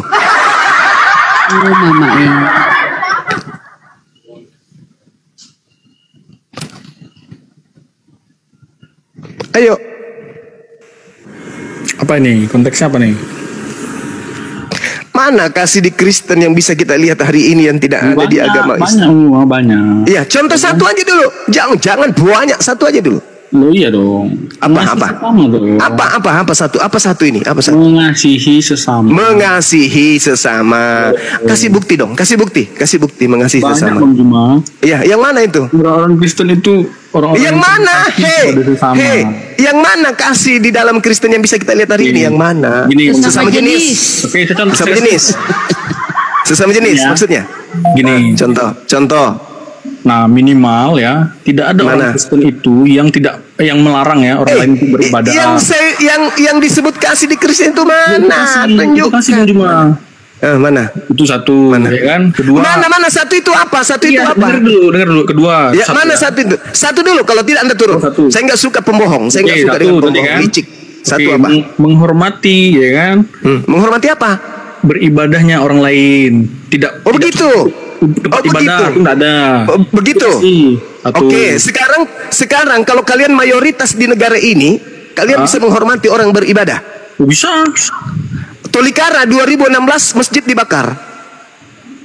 Apa Hei, dengar. ketika orang Kristen Indonesia belum memeluk agama Kristen, penjajah datang dengan menganut agama Kristen, menghancurkan masjid, musalla dan juga pesantren-pesantren. Paham kau? Nah, izin gurundaku setengah menit, izin. Dengar pejuang. Di Amerika sana ya, di tempatnya di Amerika sana di tempatnya Bunda Mila itu ya, Lebaran hari raya Idul Fitri tidak ada hari libur. Hari raya Islam tidak diliburkan di sana, di negara mayoritas. Di sini kalian sama porsinya, orang Islam dengan Kristen di sini sama. Kalian libur kalau hari besar Kristen. Saya sampaikan sama kalian ya, tidak ada kasih di Kristen itu, nggak ada. Kalian nampak seperti yang kalian tahu hari ini. Kenapa? Karena kau hidup di tengah-tengah mayoritas Islam. Kalau kalian hidup di tengah-tengah mayoritas Kristen, coba, saya tidak berbohong, kamu kunjungi kota-kota basis Kristen. Bagaimana hidup di sana? Bagaimana hidup di kota-kota basisnya Kristen? Tengok aja cara hidup mereka. Jangan kau jual tai kucing di sini, jangan kau jual tai kucing. Kasih di Kristen, pemaaf, tidak pernah menuntut tempat bermada. Ya itu di Indonesia. Coba kau tengok di luar negeri yang mayoritas Kristen. Bagaimana perlakuan mereka kepada minoritas. Baru-baru ini di Belanda, Al-Quran lagi-lagi dibakar depan umum. Pernah kau lihat ada pembakaran Bible di Indonesia ini? Tak ada. Kau pernah dengarkan videonya, kau nonton pembakaran Al-Quran di luar negeri? Banyak kali. Di Indonesia, bayangkan saking kasihnya orang Indonesia, ketika ada orang yang menganut agama Islam menginjak Bible, orang Islam kemudian yang melaporkan. Tapi orang Kristen malah berkongko-kongko dengan penginjak Bible-nya. Itu yang kalian sebut kasih gitu. Andai saja Kristen di Indonesia ini mayoritas, saya sanksi masih ada anak-anak kami yang ke gereja, ke masjid, kemudian baca Quran di masjid. Sanksi saya. Ragu saya itu bisa terjadi. Ragu. Kenapa? Karena tabiat penjajah itu sudah tertancap tajam di dalam benak kalian. Kalian mengatakan kami kasih, ya karena Indonesia sudah merdeka. Anda hidup di tengah-tengah kami. Anda tenang, damai, sejahtera di tengah-tengah kami. Bahkan kalian yang minoritas, yang nikam-nikam kami, STT kalian menghujat Tuhan, menghujat Nabi kami, menghujat kitab suci kami. Lembaga Bible kalian, konon yang mencetak buku-buku suci, itu menghujat Tuhan kami. Itu yang kalian sebut kasih. Itu yang kalian sebut kasih. Kalian memiliki misionaris kemana-mana pakai tipu-tipu, pakai jilbab, pakai kopiah, baju koko, membawa-bawa selebaran-selebaran seperti Lina Tidak Wijaya. Ketika kami mengadakan ajaran Islam, prosesi keislaman kami, dia datang membawa kaos-kaos Kristen, simbol-simbol Kristen. Itu yang kalian sebut kasih. Saya ini korban loh. Korban. Saya ini ketua pembina dari Apologet Islam Indonesia. Jadi korban sasaran kasih. Pada saat saya melakukan prosesi agama saya, didatangi oleh pelacur agama bernama Lina Tidak Jaya. Dibagi-bagikannya kaos Kristen kepada kami yang beragama Islam. Lalu setelah saya bakar bajunya, saya dilaporkan kemudian oleh Lina Tidak Wijaya. Itu ajaran kasih. Kasih kampret, tai babi. Tai babi. Ajaran kasih kayak gitu.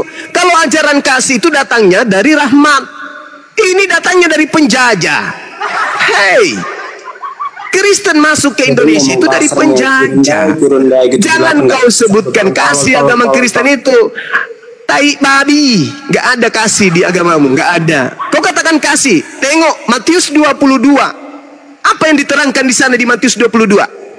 Nomor 34, 35, 36. Apa yang dikatakan oleh Yesus? Tuhan, kata murid Yesus, Tuhan Yesus, ya paman, tunjukkanlah kepada kami kasih itu. Apa yang maksud dengan hukum Taurat itu? Hukum utama dan hukum pertama itu apa? Kata Yesus apa? Hukum terutama dan pertama adalah kasihilah Tuhan Elohim. Hukum yang kedua, kasihilah sesamamu. Kedua hukum ini terkumpul di dalam hukum Taurat. Jadi kasih itu menurut Yesus terkumpul di Taurat. Sedangkan Taurat ini adalah ajaran yang dianggap pendiri Kristen bernama Paulus sebagai tai, tinja, skubalon. Filipi 3 nomor 8, Paulus menganggap bahwa Taurat itu adalah tai, tinja, sampah, skubalon dalam bahasa Yunani. Jadi bagaimana Anda mengatakan Kristen kasih sedangkan ajaran kasih yang diajarkan oleh Yesus itu adalah simbol dari hukum Taurat. Sedangkan hukum Tauratnya sudah dibatalkan oleh Paulus melalui doktrin Yesus terkutuk demi menebus Kristen dari kutuk hukum Taurat. Efesus 2 itu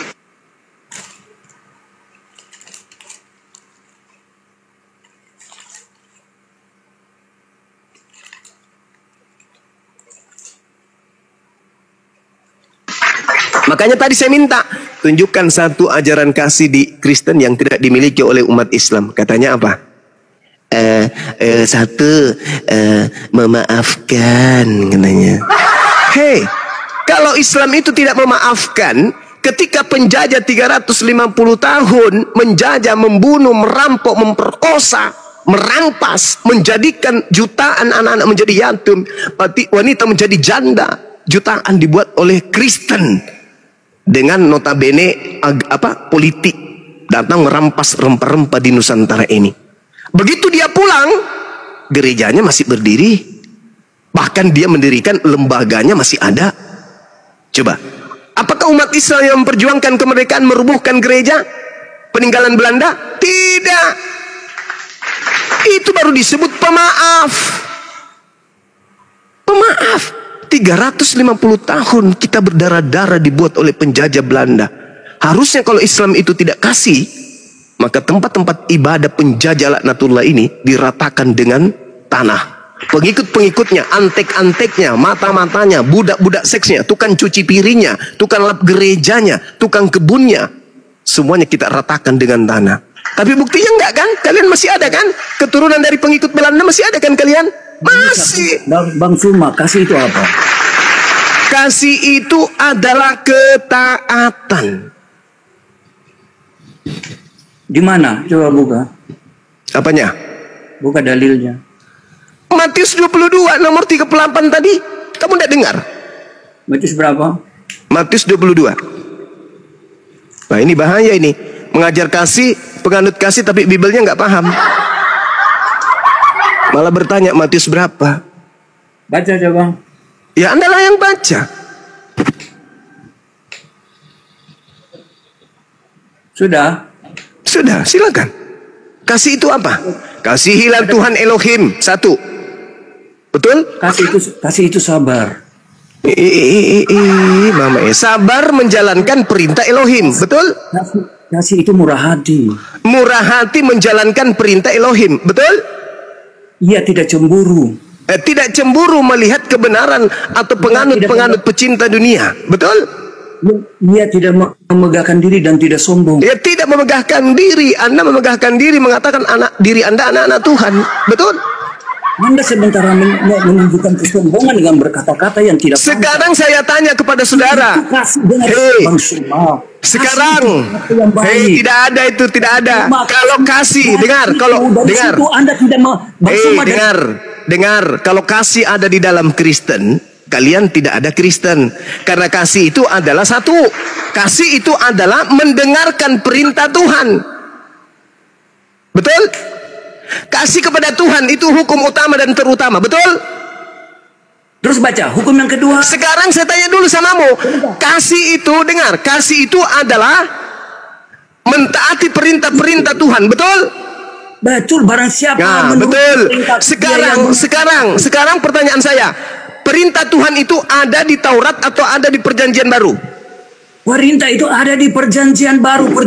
Di mana? Di mana perintah Tuhan di Perjanjian Baru? Tolong tunjukkan perintah Tuhan di Perjanjian Baru. Silakan. Percayalah kepadaku. Saya tanya, perintah Tuhan. Percayalah kepada aku bahwa akulah Tuhan. Pendeta Indra, dengarkan saya. Kasih kepada set. Yesus berkata, ketika orang Farisi mendengar Yesus membuat orang-orang Saduki bungkam, berkumpullah kemudian mereka, dan seorang dari mereka, yaitu seorang ahli Taurat, bukan ahli ahli dongo kayak Anda. Mereka bertanya kepada Yesus, "Guru, ya paman, hukum manakah yang terutama dalam hukum Taurat?" Diam dulu. Saya kalau lagi merukia orang Kristen, Anda jangan berbicara. Hukum manakah yang terutama di dalam hukum Taurat? Jawab Yesus, kasihilah Tuhan Elohim. Itu. Kasih kepada Elohim, Anda baca Ulangan 11 nomor 1. Mentaati, melakukan, menekuni, setia, menjalankan segala perintah, ketetapan dan hukum-hukum yang didatangkan oleh Nabi Musa. Itu kasih kepada Tuhan. Yosua 22 nomor 5, kasih kepada Tuhan adalah menjalankan segala hukum Taurat. Itu kasih kepada Tuhan. Itu kata Yesus. Makanya di Matius 19 ketika ditanya, Yesus, apa yang harus aku lakukan supaya saya bisa masuk ke dalam kerajaan surga? Apa kata Yesus? Lakukan segala perintah Bapa yang ada di dalam hukum Taurat. Oke, sebentar. Anda sudah terlalu banyak. Anda baca tadi kan seluruh perintah. Anda tidak baca di bawah. Ya. Sebentar. Inilah. Kepada kedua hukum. Inilah tergantung seluruh kitab hukum Taurat. Hukum itulah tersimpul di mana? Hukum kasih. Hukum Taurat. Berarti Yesus datang menggenapi karena begitu besar kasih. Tersimpul di mana? Di Taurat atau di mana? Dia telah mengaruniakan anaknya yang tunggal supaya setiap orang yang percaya kepadanya tidak binasa melainkan dulu. Berarti kasih itu adalah percaya kepada Yesus. Itu ucapan Yohanes. Itu ucapan Yohanes itu ucapan pengarang Yohanes. Sabar. Sekarang pertanyaan saya kepada saudara, menurut Yesus, hukum kasih ini, hukum terutama, hukum pertama dan hukum kedua, itu keduanya tergantung seluruhnya di mana? Di Taurat atau di mana? Jangan Anda blunder. Menurut Yesus, hukum utama, hukum terutama dan hukum kedua itu terkumpul di mana? Saya jawab. Iya, silakan. Saya bagian jawab ya. Ya. Pada kedua hukum itulah tergantung seluruh kitab Taurat dan kitab para nabi. Tidak begitu. Anda baca di situ. Karena kasih itu tidak berbuat jahat. Pada kedua hukum inilah. Dengar. Kasih itu tidak berbuat jahat. Dengar. Orang lain, apakah kau tidak berbuat jahat? Kalau kau menghina orang lain. Dengar. Pada kedua hukum inilah tergantung seluruh hukum. Kau dengar dulu. Kulempar juga kotoran sapi nanti di mulutmu ya. Kau dengar dulu. Pada kedua hukum inilah tergantung seluruh hukum Taurat dan kitab para nabi. Betul? Betul kan? Saya menjawab tapi ini si host. Ya sudah. Dengarkan pertanyaan saya. Jangan tanya-tanya. Nanti setelah itu baru saya jawab. Dengarkan saya. Hukum terutama dan hukum kedua itu tergantung seluruhnya di mana? Di Taurat atau di mana? Jawab.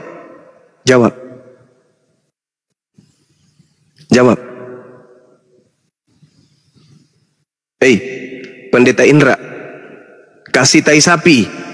Sebentar, sumpah. Hukum yang Yesus bawa adalah hukum kasih. Saya tahu, saya ngerti. Yang saya tahu, makanya dia menggenapi Taurat dan menggenapi dirinya yang adalah kasih. Itu mulai ngaco. Itu kasih. Jadi seluruh penggenapan dari Taurat dan para nabi, kita para nabi itu ada di dalam Yesus Kristus dengan membawa hukum kasih. Kasihlah Tuhan Allahmu dan kasihlah sesama. Itu hukum yang baru. Kau ngomong apa? Kau ngomong apa? Saya tanya dulu samamu. Dengarkan pertanyaan saya makanya. Menurut Yesus nih, bukan menurut Karisteng. Menurut Yesus, Hukum kasih pertama dan kedua itu tergantung seluruhnya di hukum Taurat dan kitab para nabi. Betul atau betul? Anda suka blunder.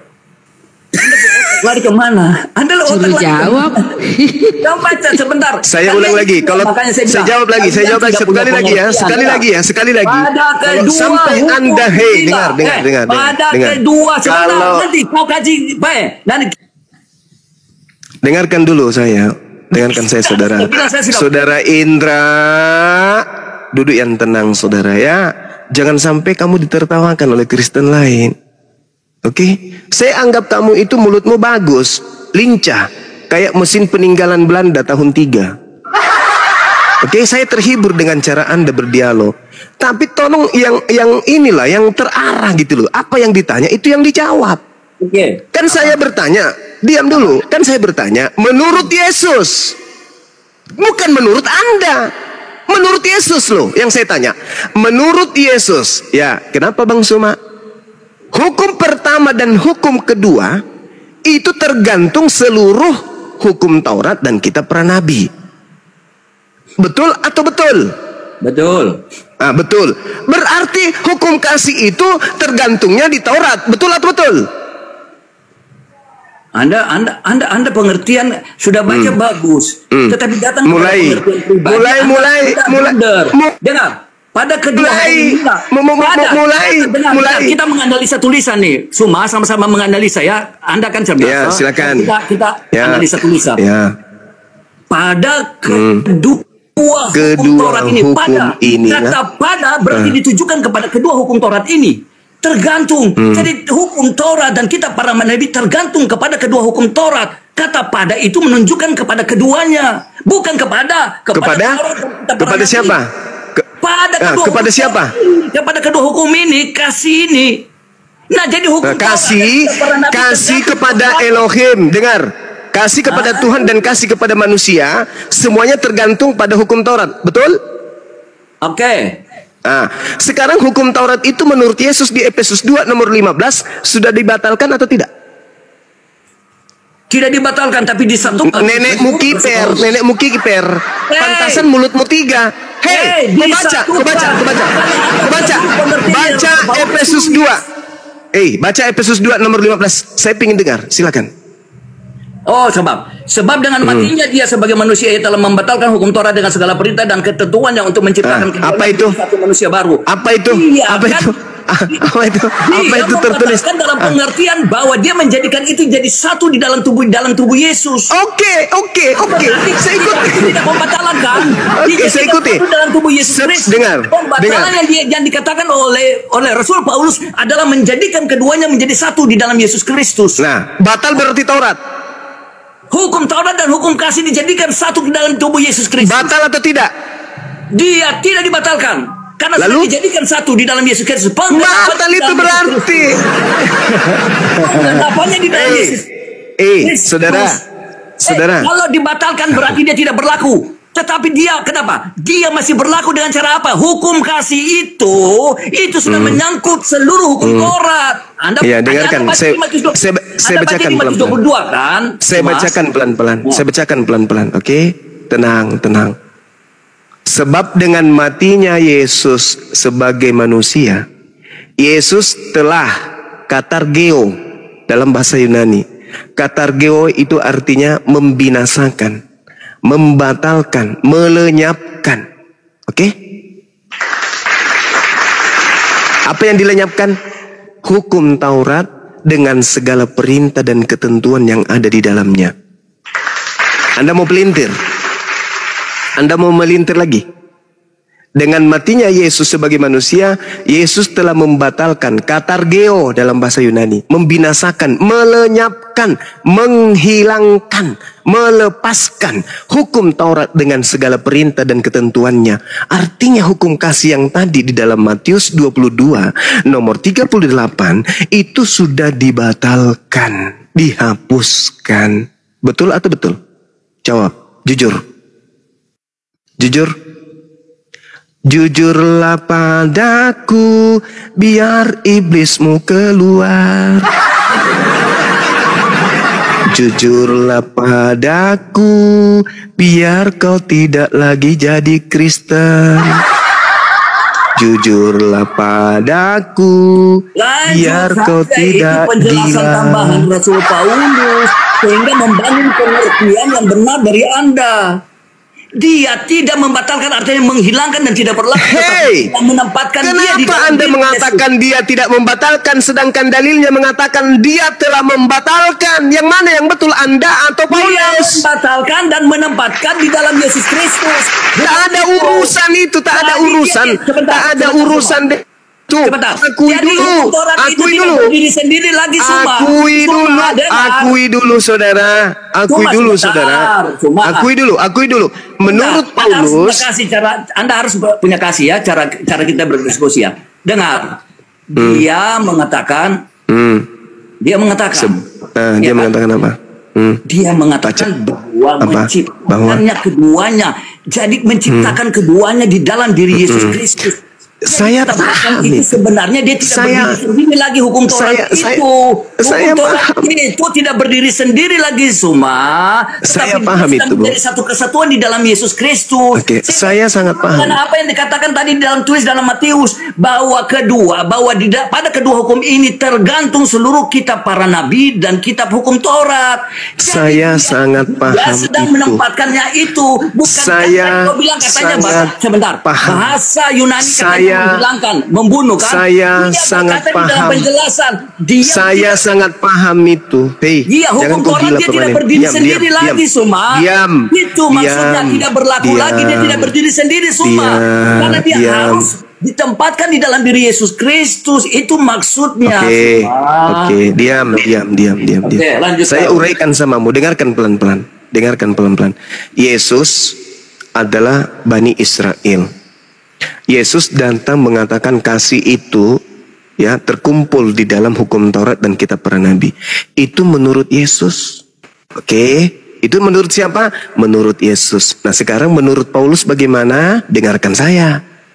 Menurut Paulus, Yesus mati untuk membatalkan hukum Taurat dengan segala perintah dan ketentuan yang ada di dalamnya. Menurut Paulus, untuk apa Yesus membatalkan hukum Taurat? Untuk menciptakan keduanya menjadi satu manusia baru di dalam diri Yesus, dan dengan itu mengadakan damai sejahtera. Itu menurut siapa, saudara? Saudara Indra, itu menurut siapa? Menurut Yesus atau menurut Paulus? Jawab dulu. Rasul Paulus. Tadi menurut kan Anda siapa? baca Rasul Paulus ya. Oke. Udah ya.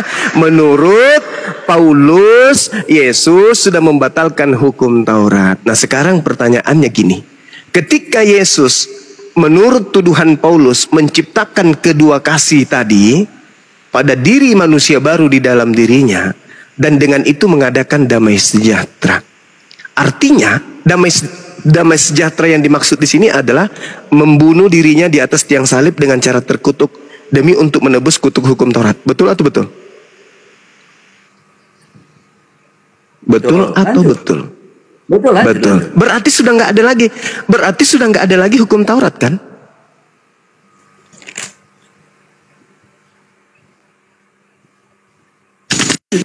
Anda bernarasi, kalau sudah persen narasi. Ayo. Tidak ada lagi hukum Taurat, betul? Tidak ada lagi kasih, betul? Karena semuanya telah terkumpul dan menciptakan sendiri di dalam diri Yesus yang sudah mati untuk Kristen. Berarti tak ada lagi kasih, habis. Semuanya tercipta, keduanya menjadi satu pada manusia baru di dalam diri Yesus. Dan Yesus mati di atas tiang salib untuk orang-orang Kristen. Kasih sudah hilang. Tak ada lagi kasih. Jadi kalau mau selamat, percaya Yesus mati di atas tiang salib dengan menebus dosa-dosa Kristen. Jadi jangan pernah lagi kau sebut ajaran kasih ada di Kristen. Tak ada. Semuanya sudah lenyap di atas tiang salib dengan hadiah berupa keselamatan kepada orang Kristen. Jadi hari ini orang Kristen mau merampok, membunuh, memperkosa, Halal. Kenapa? Semuanya sudah dikasih oleh Yesus dengan mati mengorbankan dirinya seutuhnya di atas tiang salib. Jadi di Kristen nggak ada lagi perintah-perintah. Makanya Paulus mengatakan apa?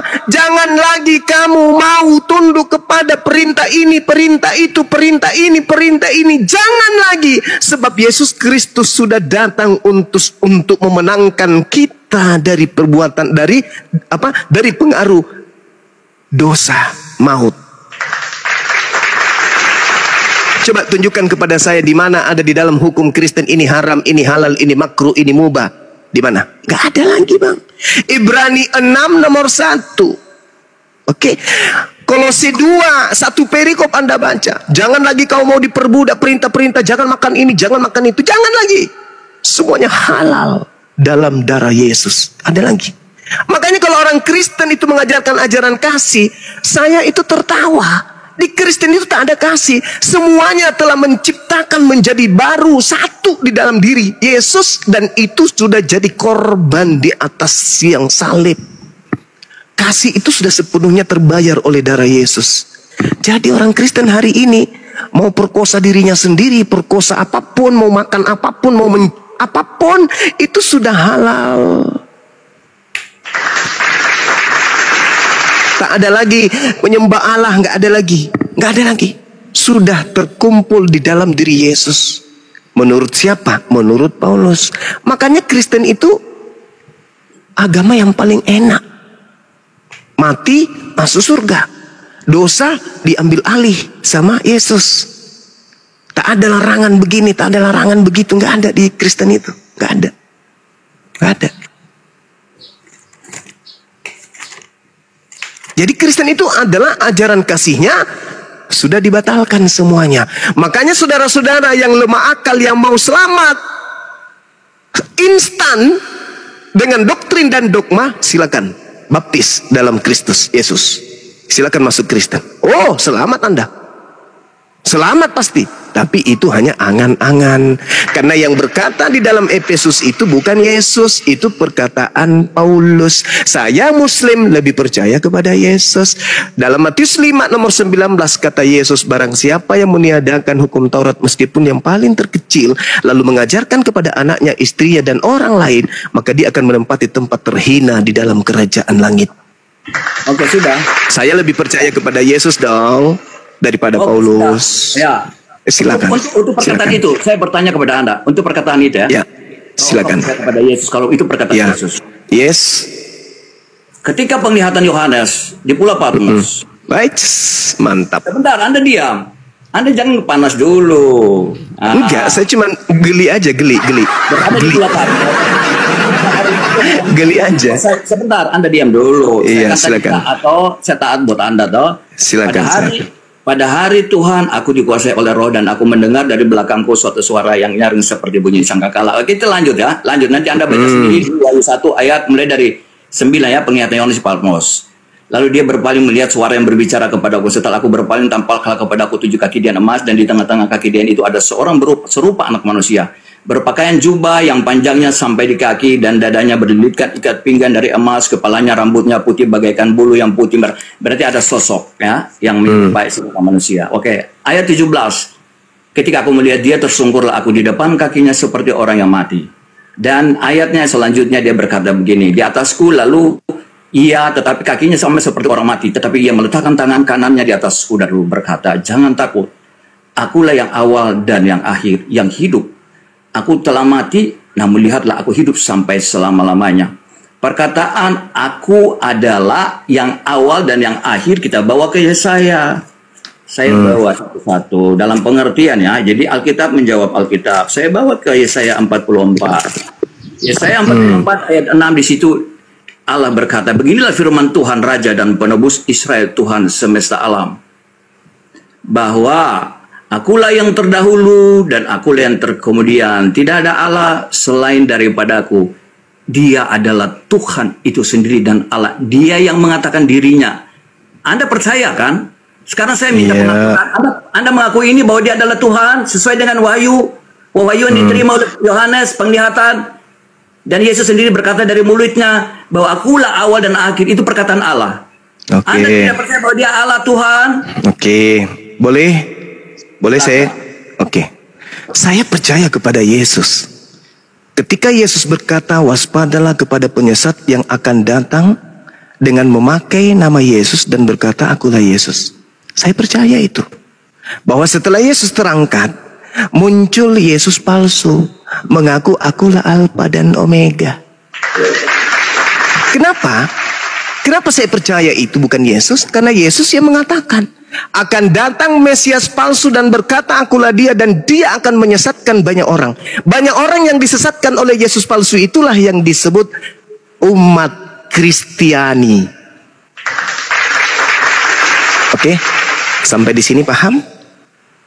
Jadi yang berkata kepadaku telah diberi kuasa baik di langit maupun di bumi, Alfa dan Omega, itu bukan Yesus asli. Yesus asli ajarannya dari tahun 30 sampai 33. Lebih daripada itu, di Pulau Patmos, di Antioquia, di Turki, dimanapun itu, di Filipi, di Galatia dan seterusnya, itu bukan Yesus asli. Itu yang palsu, yang dinubuatkan oleh Yesus. Pertanyaan saya kepada saudara, percayakah saudara kepada Yesus ketika Yesus berkata kepada muridnya Bani Israel, wahai muridku Bani Israel, ya paman, waspadalah kepada Yesus palsu yang datang kepadamu dan dia mengaku Mesias dan dia akan menyesatkan banyak orang. Pertanyaan saya, apakah Anda percaya kepada ucapan Yesus ini? Jawab. Anda tahu, penyesat palsu itu yang tidak percaya kepada Bapa maupun Anak. Itu yang pertama. Dia tidak percaya baik Bapa kepada Anak. Itu penyesat palsu. Anda baca di dalam kitab ini, nabi-nabi palsu. Pertanyaan saya loh Bang, pertanyaan saya, Saudara Pendeta Indra, fokus pada pertanyaan saya. Percuma Anda bernarasi kalau tidak sesuai dengan pertanyaan. Pertanyaan saya, percayakah Anda, dengar. Percayakah Anda akan ucapan Yesus yang berkata akan muncul penyesat bernama Yesus dan mengaku Mesias dan menyesatkan banyak orang? Percayakah Anda akan ucapan Yesus itu? Percaya. Nah, tolong tunjukkan mana Yesus palsunya yang menyesatkan banyak orang dan mana orang banyak itu. Jawab. Anda kan? Hah? Anda. Apa? Itu bukan Anda. Saya. Anda tidak mengakui bahwa baik Bapa maupun Anak. Tunggu. Jangan ke situ. Anda ini jangan ke situ. Anda sendiri itu adalah Mesias palsu. Mesias palsunya datang mengaku Yesus. Ada di tengah-tengah kita tidak. Jangan bilang kita, itu untuk Bani Israel. Dengar saudara, dengarkan, tenangkan pikiran. Tenang. Anda mengatakan Anda harus percaya kepada Yesus. Pertanyaan saya, percayakah Anda kepada Yesus ketika Yesus berkata, waspadalah kepada Yesus palsu yang datang kepadamu, yang mengaku. Percayakah Anda kepada Mesias, percayakah Anda kepada Yesus yang mengaku waspadalah kepada Yesus palsu yang datang kepadamu mengaku Mesias? Oke. Ingat nih. Ini saya kasih bocoran nih. Dengar. Saya kasih bocoran. Paulus mengaku saya kasih bocoran supaya tidak melebar. Paulus mengaku, aku menerima Injil bukan dari manusia. Sekarang pertanyaan saya, Yesus datang ke bumi ini sebagai manusia atau sebagai ayam? Jawab. Dia adalah manusia. Yang datang kepada Paulus mengajarkan Paulus itu bukan manusia. Dia manusia dan Tuhan. Di mana Yesus mengatakan dia adalah manusia dan Tuhan? Di mana Yesus mengatakan itu? Sebentar, kasih Anda. Silakan.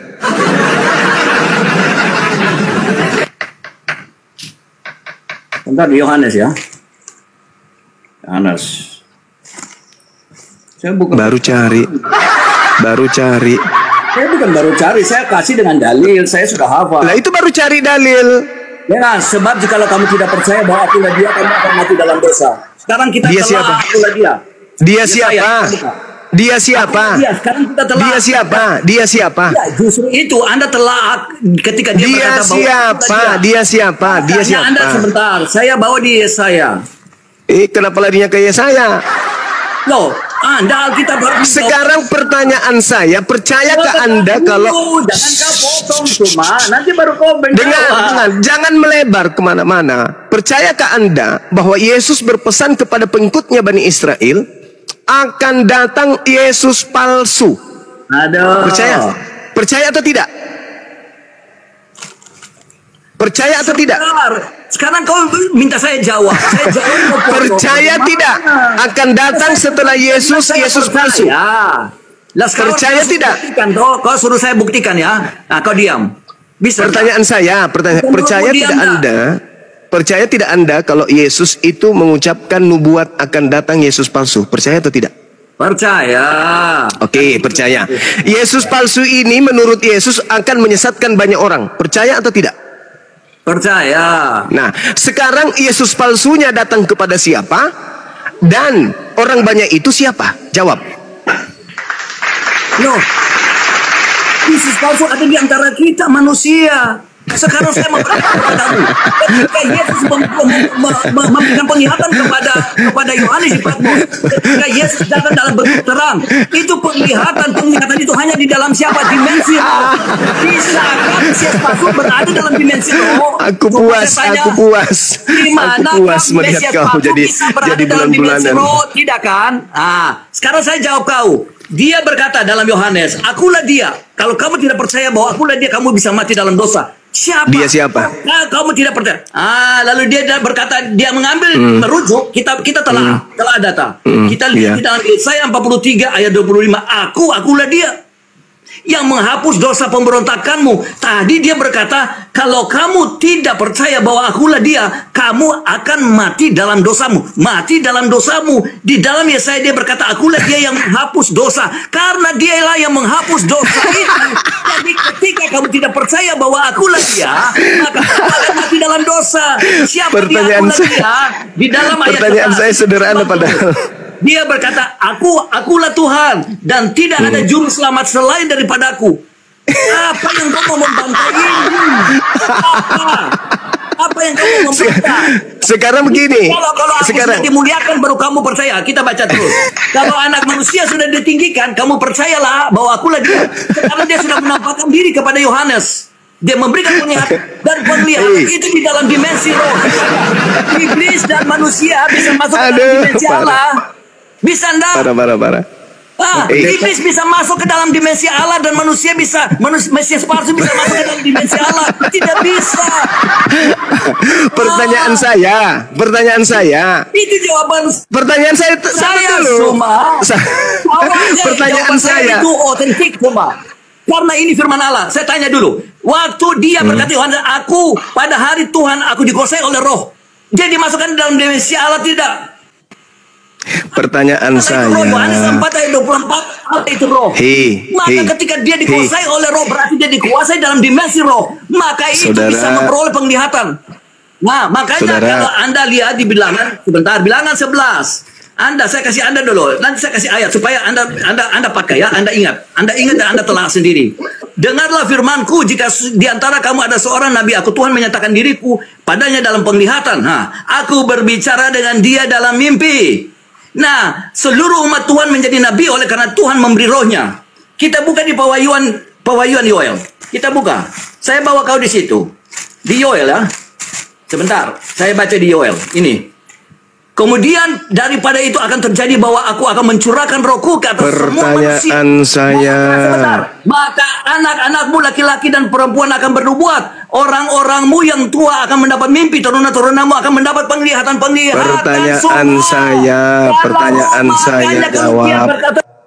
Pertanyaan saya jawab. Kepada siapa Yesus palsu itu datang? Dan mana orang-orang banyak yang disesatkan oleh Yesus palsu itu?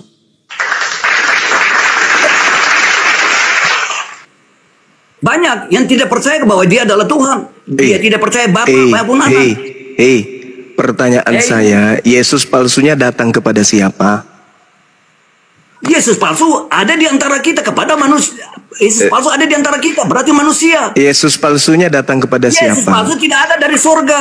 Saya tanya samamu, Yesus palsunya datang kepada siapa? Sekarang gini, Yesus itu manusia atau bukan? Pada saat dia datang di tengah Bani Israel, manusia atau bukan? Dia manusia dan Tuhan. Manusia. Sekarang yang datang kepada Paulus, manusia atau bukan? Dia sudah masuk ke dalam kemuliaannya, dia sudah dari roh kepada daging, kepada manusia dan kembali menjadi roh. Itu manusia atau